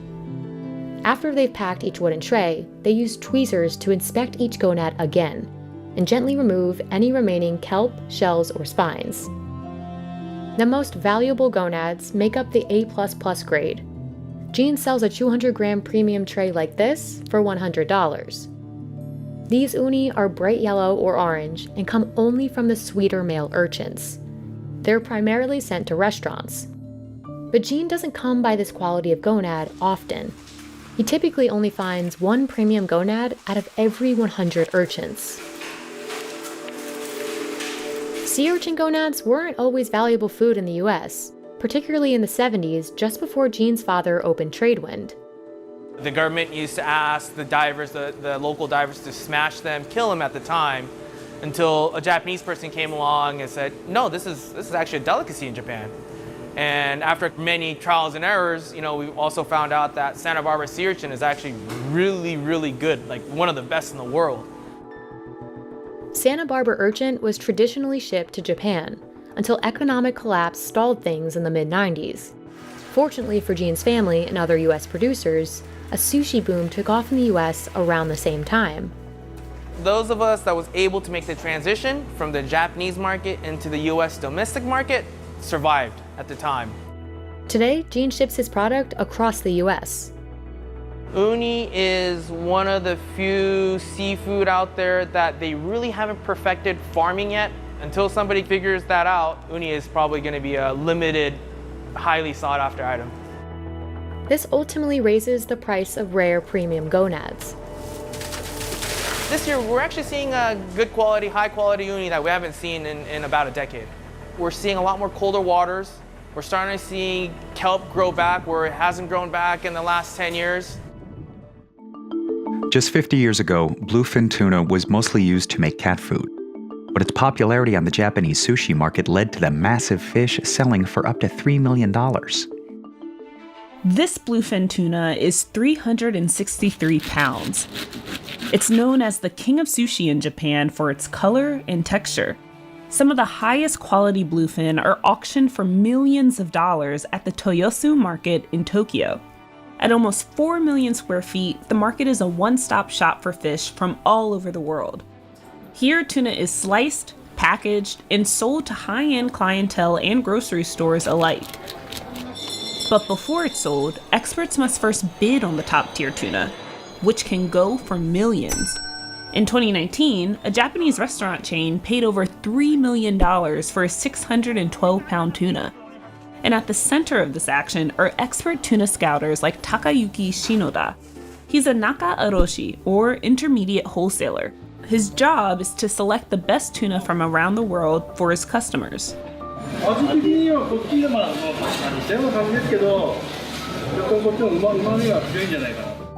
But the future of Takayuki's job is in jeopardy.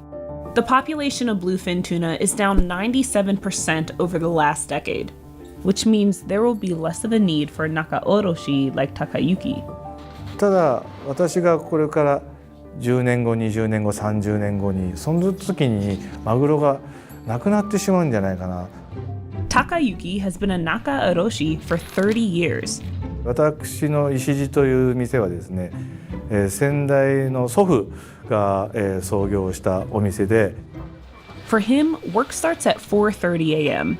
At Toyosu Market, there's no such thing as a normal business day.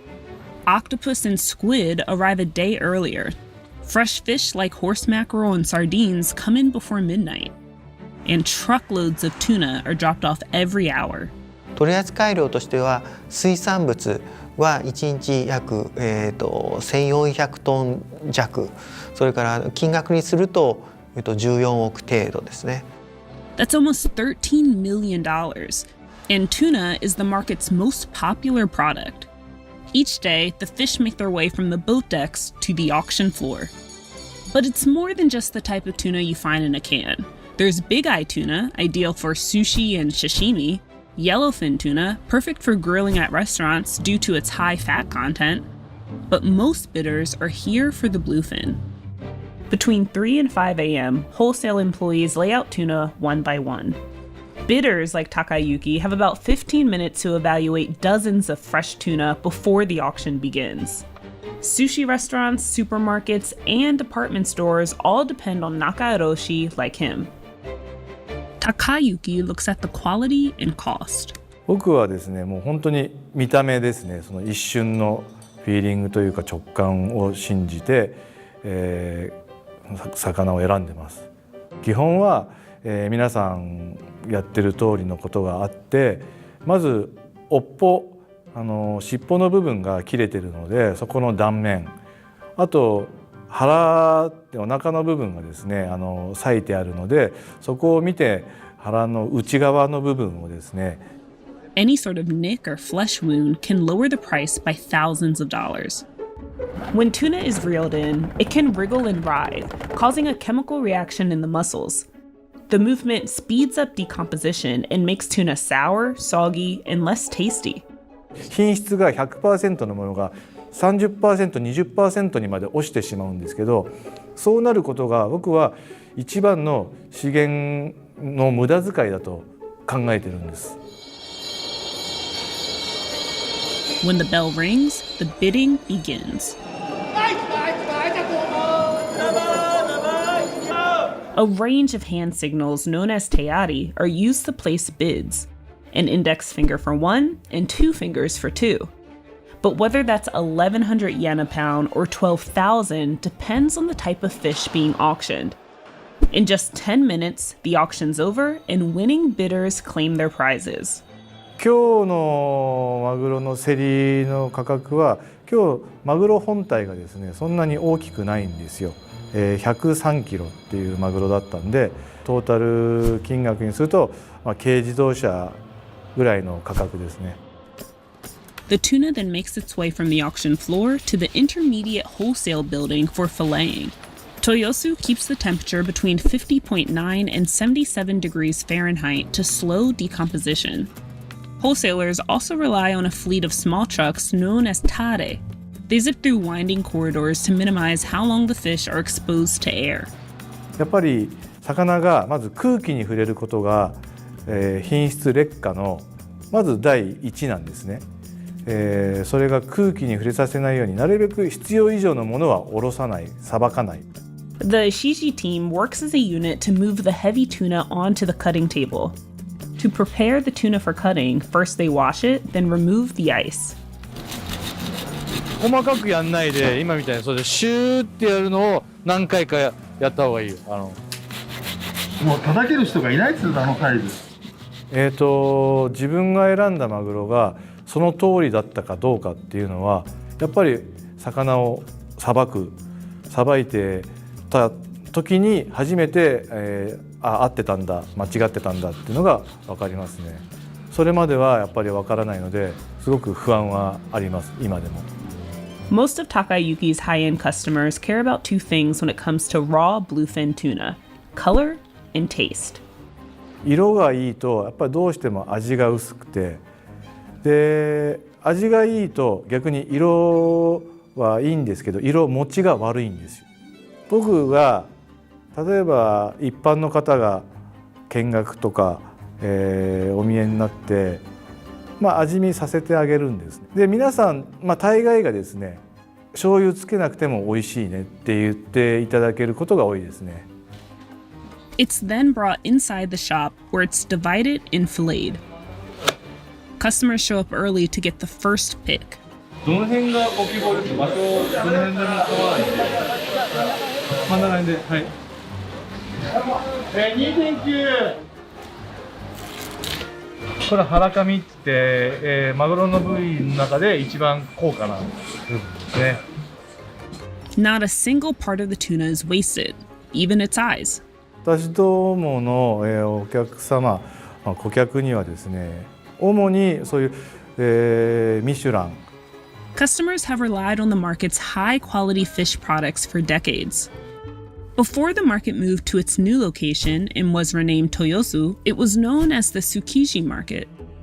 築地はですね、約80年以上も前にできた市場でして、その築地市場ができた時は荷物の輸送が鉄道だとか、それからあと若干船とかを使って市場の中に、お魚だとか野菜を入れてくるという思想に基づいてできた市場でございましたが、 Tsukiji was the epicenter of seafood. Its success spurred demand for all types of fish. Fishing for bluefin tuna in the Western Atlantic rose by over 2,000% in 1970, but it was difficult for the market to keep up. その80年の間に施設自身も老朽化してきているということもございますし、それから築地についてはですね、屋根はあったんですけれども壁がなくてですね、あとそういう空調もですね入っていなかったということもあって、夏が暑くなっている時とかは商品の傷みが激しかったというようなところがございます。Meanwhile, Japanese tuna consumption was growing significantly. それに伴ってですね、やっぱりその漁獲量っていうのもおのずと上がってくるわけなんですが、やっぱあんだけの魚、魚体のものです。大きなものです。あそこに育つまでに何年もかかるわけですよ。それをここ数年でですね、どんどん取っていってしまったら、やっぱり数量は減ってしまうし、これからですね、どれぐらいそれが継続できるのかっていうのはすごく不安があります。Japan has since placed a quota on the number of bluefin tuna caught, but it's a double-edged sword for wholesalers like Takayuki. それはもう実際の毎日日々の生活はすごく苦しいです。それで漁獲枠が決まってしまったので、魚がその場所にいてももう取れなくなるんで、豊洲に入ってこないんですよ。これは長い目で見ればこの方がいいんだって自分にふうに思ってますし、最後までマグロ屋でいたいですね。死ぬまで。Texas barbecue began in the 19th century as a way for butchers to use up cheap, unsold cuts of meat. But barbecue's commercialization in the late 20th century, along with the inflation of meat prices, led to barbecued cuts of brisket costing over $30 a pound. Welcome to Austin. We're going to 4 of the best barbecue spots in Austin, Texas. Now, what do you think we will be doing to measure the bestness of said barbecue? On this trip, we're looking at 3 main things when we're talking about barbecue. All right. We're looking for bark. Yep. We're looking for tenderness. Definitely. And we're looking for juiciness. Yo. So, there are a lot of things that go into barbecue, but those are the 3 main things we're looking at. And we're going to be trying brisket, Definitely. obviously. Yep. We're trying the ribs. Ooh, ribs. And the sausage, which is my favorite. All right, maybe get a little coleslaw or potato salad or beans in the mix, please. Mac and cheese, maybe. All right, we're going to Louis Miller first, so let's go. Let's do it. I thought you said go this way. Louis Miller has been smoking some of the best barbecue in Texas since 1949. Located in Taylor, Texas, many people refer to it as the Cathedral of Smoke.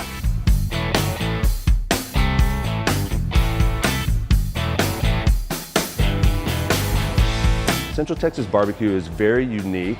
We use offset smokers. We use a lot of post oak wood, but we're really beef-centric. It's that combination, utilizing convection heat rather than radiant heat, that creates a cooked meat that doesn't have to be chopped, sauced, and bunned, but can actually be sliced out similar to, say, prime rib. It's sort of that engineering and technology that has allowed brisket to become sort of the calling card of Central Texas barbecue. It's the best barbecue in Texas. The first time I ate here, I had a sausage. First time I ever had barbecue. I bit the sausage, squirted all over me. Best sausage I ever ate, best brisket I ever ate. I'm gonna come here until I hit the dirt. You get all that? What makes great barbecue? Great food, great atmosphere, great service. As soon as you walk in, not only are the optics there, but your sense of smell is being overwhelmed by smoke, different types of fats that are being cooked, rendered, and emanating from our pits. For our small Central Texas meat market tradition, it's really about the beef, it's about the smoke, it's about the simple seasoning, and it's about the love that goes into it. Everyone says it's like their dad's favorite. It's like old school, classic Texas style barbecue. I just want to get in the meat. When he's talking with the interview, all this meat just salt and pepper, right? Yep. I'll go pre-sauce. Yeah, I'm gonna go no sauce because that's just the way it should be. It's amazing how much flavor just the salt and the pepper can bring out of this meat. It's like brisket candy, almost. Yeah. The sausage, I am so excited for. I love beef sausage. Whoa. Sausage is the sleeper of barbecue. People need to realize it's not grocery store sausage, it's far from it. Yeah. It's amazing. The casing has this really nice snap to it. Yeah. And that's like what I look for in sausage specifically. Like, you're gonna get food all over your shirt. No, during I'm this. not. Yes, you No, are. I'm not. One thing we discovered is that Louis Miller is one of the few places that serves beef ribs every single day. Yeah, most places only serve them on the weekends. Look at this. How beautiful does that look? That looks so tender. It's so soft. And like, I know I'm not supposed to play with my food, but how can you resist? It's too big of a piece. Oh well. Do you see the beauty and the majesty that's involved in this process? I'm obsessed with barbecue. This is stop number 1, and I don't know how we're gonna top this. Can't imagine the other brisket being better than this. Should we have some potato salad for dessert? Yeah. Another day, another barbecue joint. This time, it's Micklethwait Craft Meats, right in the heart of Austin. All right, we are on our way to Micklethwait. Micklethwait. Micklethwait. There is an H, but it's Micklethwait. It's completely outdoors. Uh-huh. It's kind of hot. Hot as hell. Yeah, but some say it is the sleeper hit best BBQ in Austin, so we have to go. Yep, ready to do it. Cruise in the back. Yep. You guys hungry? Yeah. We're here because our friends brought us here to celebrate my birthday. This is tremendous. It's incredible. It's so good. So good. I'm not sure Sydney and I were ready for the heat when we got to the trailer. I'm like sweating more. The meat sweats are happening. Yeah. Just hand me a napkin, please. Do a little dab. It's a schwitz. You just sweat it. It gets hot in the pit, 130 degrees in the summer in there, so Texas summer, get used to it. I think the defining thing that I really believe you cannot have good barbecue without is cooking with wood. To me, that's like the one thing, is if you say you're not cooking with wood, then it's probably not, I don't think it's gonna be good. Obviously, Tom and his team use post oak for their barbecue. And while they have the standard brisket, ribs, and sausage, they also have a lot more. We're talking beef cheek barbacoa, smoked chicken, and pork shoulder. And don't forget the sides. They have everything from cheesy grits to Frito pie to healthier options like kale coleslaw, roasted beet salad, and who cares it doesn't have cheese on it. Okay. That's it. Let's start with brisket. And what's funny about the brisket that I've noticed is that you really don't even need a fork. It just kind of like falls apart. Do you see? Oh, wow, look at that. Yeah. Wow. Whoa. It's so tender. You know what I like about it is that it's not like it's not super salty. The bark is perfectly seasoned. It's so subtle that the fattiness of the meat that's melted all together just gives like this creamier taste. Sausage? Yes. Okay, there's 2 kinds. Which one do you want to do? Tex check. What's that? I think it's like a mix of beef and pork. Okay. It's a mix of beef and pork. Whoa. Great Snap casing. on that. Yeah. Snap on that casing. Snap's amazing. I like the mix of beef and pork, honestly. Adds Yeah. extra flavor. Absolutely. Okay, so these are pork ribs. I know normally do beef. Yeah. But they have the pork ones, and like I can't like stop looking at them. Like every time I look, I'm just like, my mind is like ribs right there. I'll take this one because I was touching it before. Perfect, thank you. Thanks for being super considerate. So tender, so much flavor. I know that everyone gets the beef rib, but I love pork spare ribs. They're so good. These are terrific. Add a sauce in it. You gnawed on yours weird. How am I supposed to eat it? I don't know, it just looks like gnawed on. Boom, boom, boom. It's like I ate my ribs like corn on the cob. I have to explain to Joe how to eat food sometimes. No, you don't. I got this. See, this is how you eat a rib. I don't know where they're getting this meat, but it's absolutely fantastic. The meat store. Yeah. I like these pickles too. All yours. They're thick.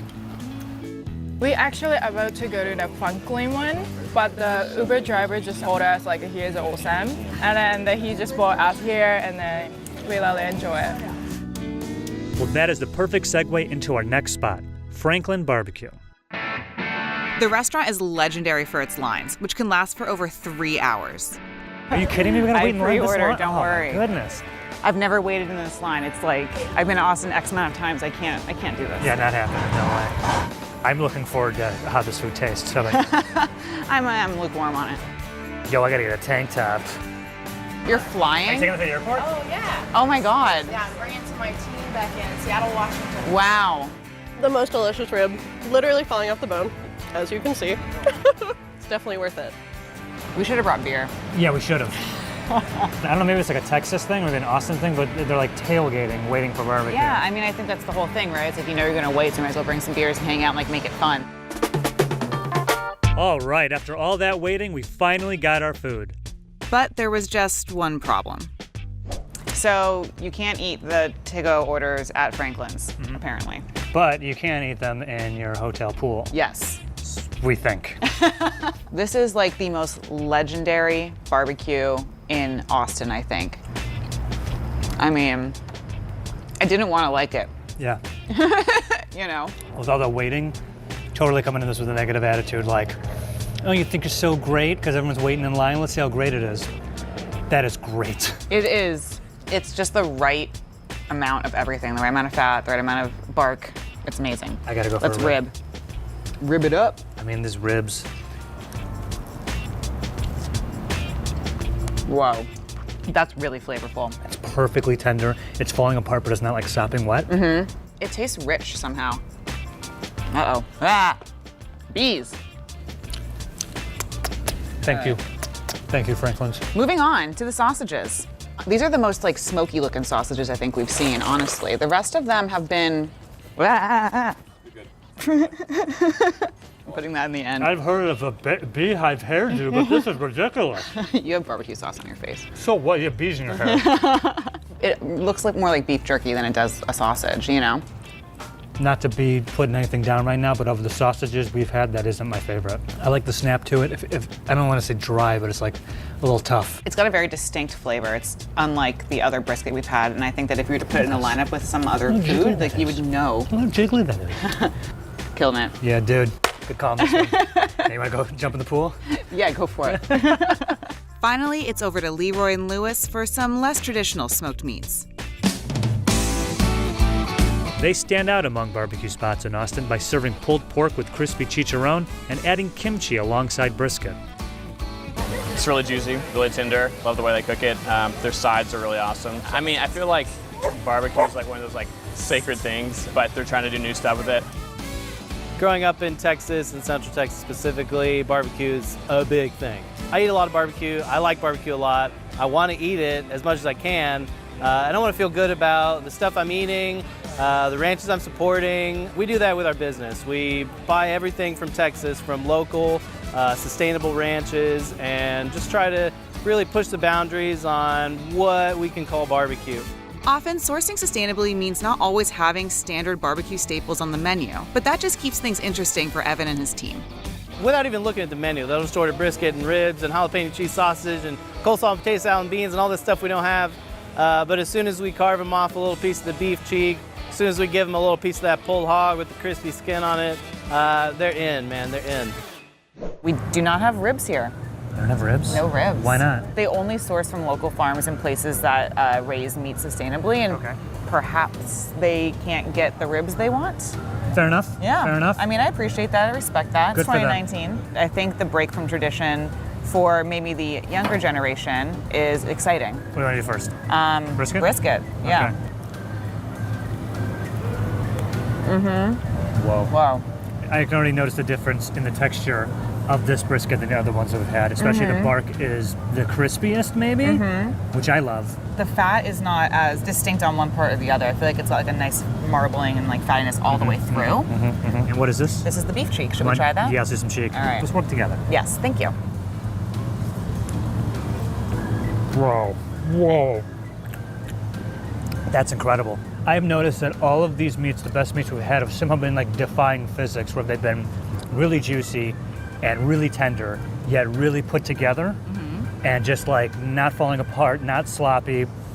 No clue in how they do it, but. Well, I think the key is that you have to let it rest, and that lets the juices kind of like fall back into the meat. Because if you slice something open right when it's finished cooking, all that juice just falls right out. Yeah. So resting is key. That's why you see everybody wrapping the meats, and then they unwrap them and slice for service. I want to try the sausage. Yeah, me too. Oh man, the snap. The snap. You're so right. You're so on the money with sausage having to have like that really good snap. This is almost like crispy snap. It's not like bounce back, it's like crunch. You know what we're missing out on is this kimchi. I've never had kimchi with barbecue. I love the pickles and the kimchi. It cuts through the richness of what's going on this plate. Let's talk about this pork, because the skin, like, That wasn't a crispy skin. that's crunchy. I love this pork so much because I'm so sick of eating beef. And now it's time to determine the best of the best. You know, we've had a lot of really delicious barbecue. I am full of barbecue. I'm sweating from the meat. And today... And the insane humidity that's out here. Yeah, It's so hot. The humidity too. You gotta pick. Let's do it. Let's go. I can see your thing. Hide it. You ready? Two. One. Whoa. Wow. I can't believe it. Is that an X or a T? T. It's good. I'm going off the board. And I'm pretty sure I spelled that wrong. Sorry, Mickle Waits. Okay, you know what? This is my number 2. Really? Yes. I mean, look, This is OG. It was so good. The brisket was great. They had the beef rib every day. The beef rib. Nobody else does that. They all only do it on the weekend. All right. I respect the beef rib every day of the week. Right. Everything about that place just screamed perfect Texas barbecue to me. Sure. What I like the most about Micklethwait is they did everything great and they put their own little spin on it. They didn't reinvent the wheel. They just did their own specific way, and that to me elevated everything. I think with Micklethwait, altogether, everything just works so perfectly. I'm like dreaming about that brisket. Here's what I'll also say about Louis Miller, the sausage, all beef. Yeah, good point. Everything had its own great element, but I think overall, Louis Miller, all beef, Texas, best barbecue. So I'm gonna go ahead and fold and waffle and say that Louis Miller was the best barbecue in Austin, Texas. Look, Micklethwait's great, yeah. Franklin's is great, Leroy and Lewis is great. They're all delicious, but I think this is the best. I'm a city slicker. I'll say whatever it takes to get out of a sticky situation. All right, well, let's go to the airport. Okay, bye. Quinoa has been a staple food for South Americans for centuries. But as awareness of its nutritional qualities spread around the world, its price soared. Today, the farmers who grow it can't afford to eat it. While different varieties of quinoa now grow all over the world, Royal Quinoa only grows in southern Bolivia, near the Salar de Uyuni salt desert. It grows larger than other quinoas, and it's considered to be even more nutritious. Es la única planta que puede producir en estas zonas. Es algo mágico la quinoa. Here, at 3,600 meters above sea level, farmers still use traditional methods to harvest quinoa.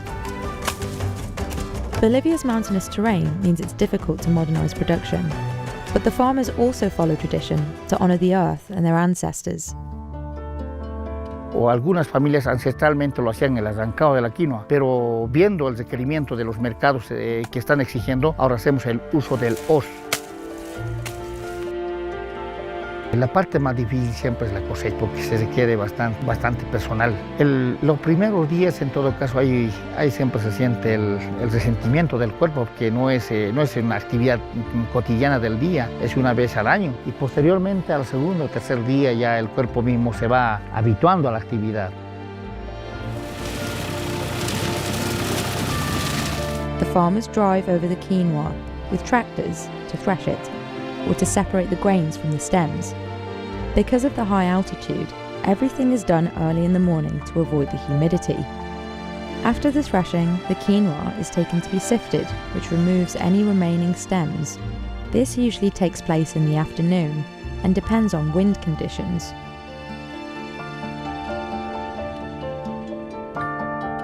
The quinoa needs to have all its saponin removed as well. Saponin is a bitter-tasting chemical that protects the outer shell of quinoa seeds from pests and disease. Royal Quinoa also has a lot more saponin than other quinoa varieties, which is what allows it to grow in such extreme conditions. It also means cleaning the quinoa for consumption is a lot more time-consuming. The saponin has to be either thoroughly washed off or removed via special machines that won't damage the grains. And then, it's time for the grains to be separated for processing. While some of this is done by machine, many parts can still only be done by hand. This intense process drives up labor costs. Esta inspección en laboratorio de control de procesos es a mano. Hasta ahora no se ha inventado ninguna máquina que pueda separar este tipo de impurezas, como la paja, como el cuarzo, como la piedra. Por eso tenemos que hacer un uso intensivo de la vista y de la mano, ¿no? Por eso es muy costoso, pero nosotros aseguramos así que la quinoa real sea la mejor en el mundo. En Hacha Inti recibimos aproximadamente entre 30 a 40 lotes mensuales, los cuales son procesados en esta planta. Estamos hablando de aproximadamente unos 1,000 toneladas al mes. Because Royal Quinoa production happens on a relatively small scale, when global demand for quinoa first started ramping up in 2006, prices skyrocketed. In just 5 years, Royal Quinoa tripled in price on the international market, hitting $3,200 per metric ton. The coloured varieties of Royal Quinoa are even more expensive. Red Royal Quinoa has sold for around $4,500 a metric ton, and Black Royal Quinoa nearly twice that. The UN even declared 2013 the Year of Quinoa to celebrate its health benefits and growing popularity, which only increased worldwide demand for it. many Bolivians moved back to their rural hometowns to grow quinoa to take advantage of the profitable crop. In just 6 years, Bolivia's quinoa fields more than doubled in size, and many farmers stopped following the traditional method of allowing the land to rest every other year. The profits from Royal Quinoa were life-changing. People were able to build new houses and send their kids to school. Quinoa's hefty price tag, however, meant some Bolivians could no longer afford to eat it. Nosotros íbamos para reunirnos con productores, pero en la alimentación no había quinoa. But why was quinoa selling for so much? Well, in recent years, there's been widespread global demand for healthier food. And there's no healthier food than quinoa. UNESCO even named it the perfect food for humanity because it's gluten-free and has all 9 essential amino acids. NASA's astronauts eat quinoa during long space missions because the gluten-free grain is so packed with fiber, protein, and vitamins, and is a great substitute for animal meat. Quinoa also contains phytoestrogens, which are thought to help prevent cancer and other diseases.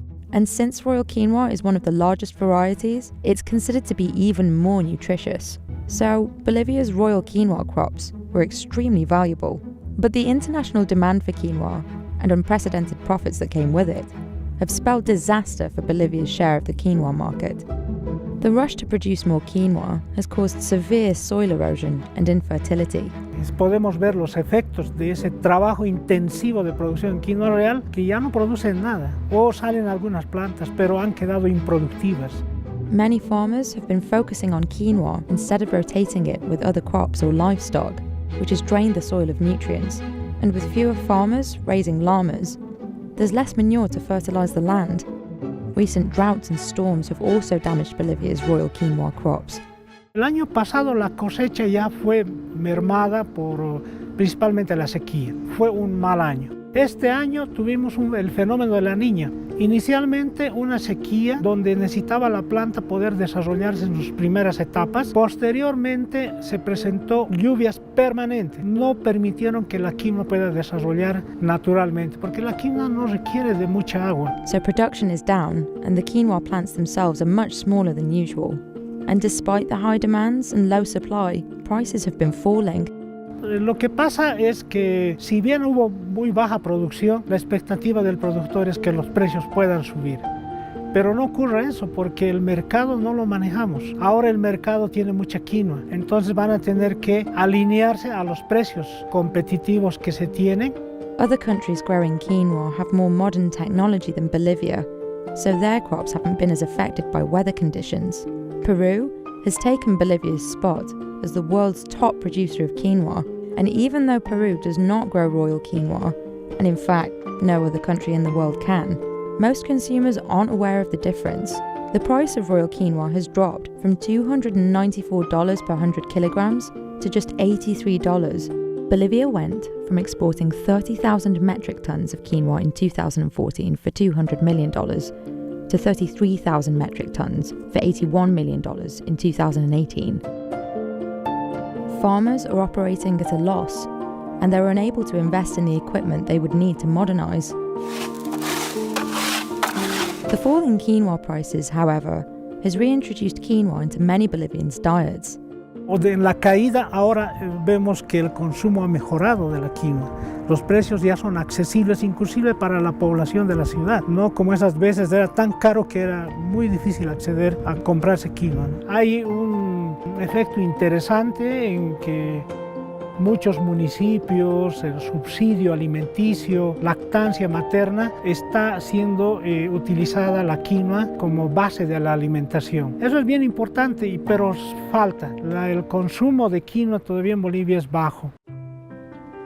Bolivia is also looking to rebuild a market for its Royal Quinoa. After all, the global quinoa market is valued at around $90 billion, and it's expected to grow to nearly $150 billion by 2026. In 2020, Bolivia's Royal Quinoa industry successfully obtained a protected designation of origin. This will help brand Royal Quinoa as a high-quality product you can only get from Bolivia, similar to Spain's Iberico ham or Italy's San Marzano tomatoes. Ideally, this will improve Royal Quinoa sales on the international market and allow producers to raise their prices, which will, in turn, allow farmers to modernize their methods while staying sustainable. Bueno, contra el clima es muy difícil poder hacer alguna acción, pero sí podemos mejorar lo que la parte biológica, la producción. Podemos incidir en que estas pérdidas no sean como las que se está viendo, sino que sean menores, mejorando la fertilidad, reponiendo la vida del suelo y que sean más productivas. Eso podríamos y estamos haciéndolo, ¿no?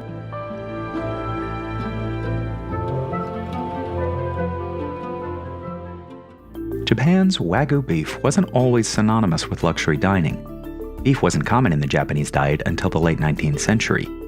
It wasn't until the 1970s that the country began promoting the product as a luxury commodity.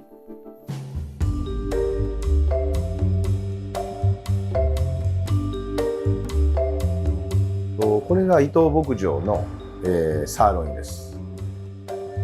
月齢は、40ヶ月のサーロインですので。 Hiroki Ito is a third-generation Matsusaka Wagyu farmer. On his farm in Tsu, Mie Prefecture, you will find only virgin female cows. It's the primary requirement for any of the 80 Matsusaka Wagyu farms here in the Mie Prefecture.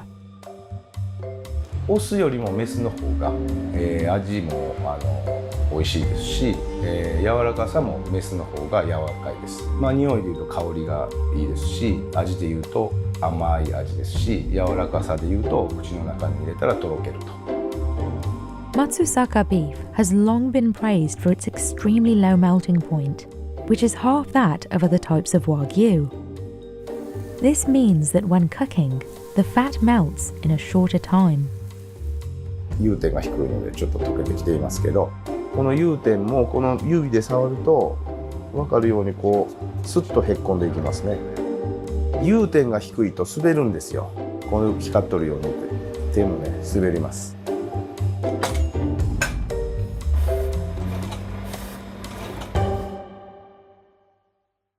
To reach this intense marbling, old generations of farmers like Hideo, Hiroki's dad, used to feed cows with beer. 昔は食体を起こした牛、食が落ちてきた牛に1代目の正和が与えてまして、でそれを僕は若い折に一緒に手伝って当時関わって飲ましたことはあります。普通の一般の元は昔はキリンビールとかそういうので普通一般的な銘柄はありません。僕が宿農しましたのが25歳の時でございますから、今73歳でございます。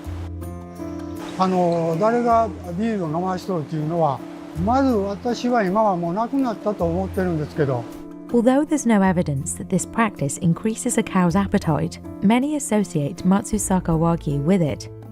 The fact that Matsusaka has kept a relatively low profile internationally has almost transformed this practice into a legend.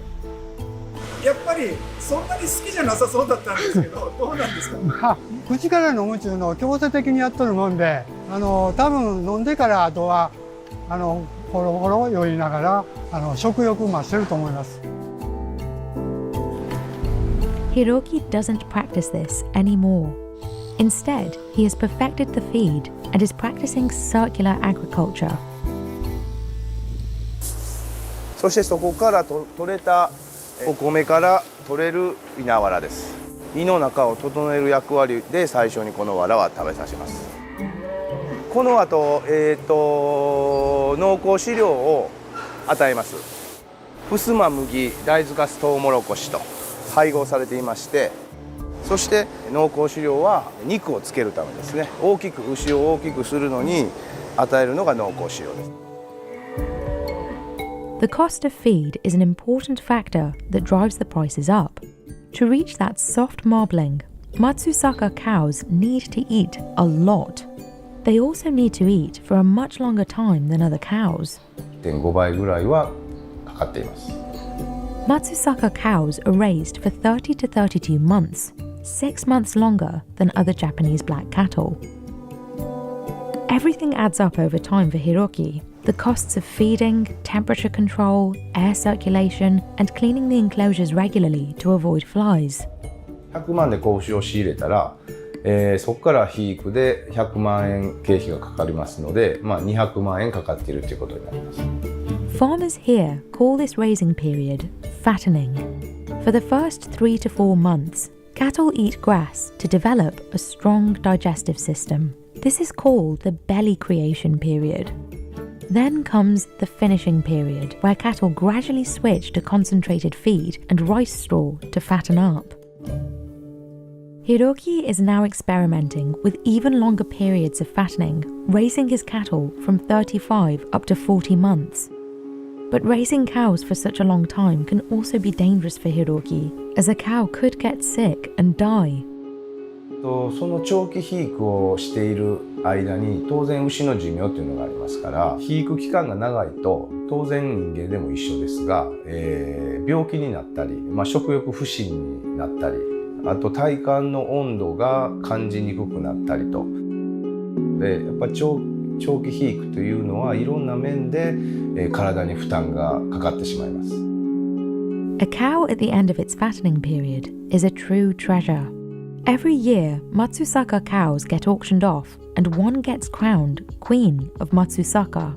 While the highest ever price for one of these cows was 50 million yen in 2002, this auction has never really seen a low price, averaging around 20 million yen.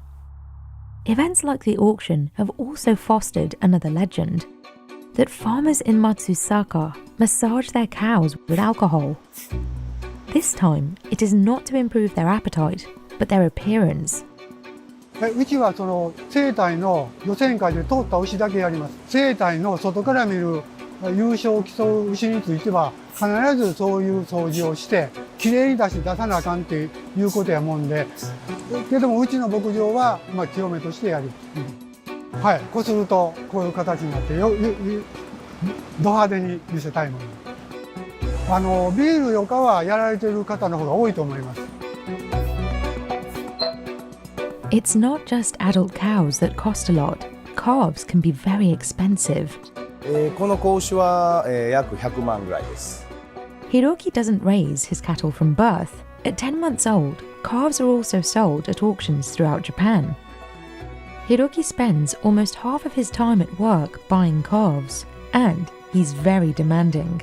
まずは、顔を見ます。そして額が広い眉間といいますかね、額が広い牛は口が大きいので餌も食い込みもいいということで、あと角も綺麗な角を整っとる牛をまず見まして、その次に後ろから、お尻の方を見て尻尾の上がり下がりとか、体格とか、全体的にしっかりした肥育できる牛を選びます。もうこの子牛は抜群に最高級の BMS12 がもう私の中ではもう確定しています。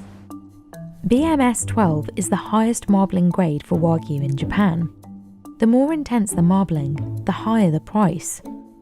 For customers in Tokyo, 100 grams of sirloin costs 10,000 yen. But that's still much less than what Parisians are paying at Mariac Anea, where the same cut is sold at €360. The most premium cut, tenderloin, sells for €5,000 per kilogram. Comme on a bien respecté la température, le melting point c'est très bon. Dès que j'ai mis dans ma bouche, ça fond directement. Donc comme on a la chaleur naturelle de la bouche, donc ça aide à atteindre la température qu'on a besoin. Donc ça prend secondes. C'est pas ma première fois de goûter ça, mais chaque fois que je goûte, j'ai rien à dire. The Paris restaurant was the first to successfully export Matsusaka Wagyu out of Japan and include it on its menu. Its most expensive tasting menu costs €520. Matsusaka Wagyu is heavily regulated. To include Matsusaka beef on the menu, the restaurant had to follow strict rules. The Paris restaurant needed to apply for a license, which took a year to be accredited. To maintain it, the restaurant needs to have a high rating on Google Maps, and there can't be another restaurant serving Matsusaka Wagyu within an 840-meter radius. As of 2023, Hiroki has shipped only 3 cows to Maria Canea. Due to this limited supply, the €520 menu with Ito Ranch's premium tenderloin is served to only 1 table per day. This exclusivity is set to get a little bit looser. In the last 10 years, Japan has been a major importer of US beef, importing an average of $1.83 billion a year. Meanwhile, millions worth of Wagyu made the opposite journey as it reached international fame. A decline in tourism after the COVID-19 outbreak and a change in consumer behavior toward cheaper meats exacerbated this. And now, Japanese cattle farmers are looking outside the country's borders. The export quota for Matsusaka has jumped from 24 in 2022 to 700 in 2024. Of those, it's the most premium cuts that are exported, going to high-end restaurants like Maria Canea in Paris. This is pushing farmers who want to ship abroad to bet on those lucrative but dangerous long fattening periods.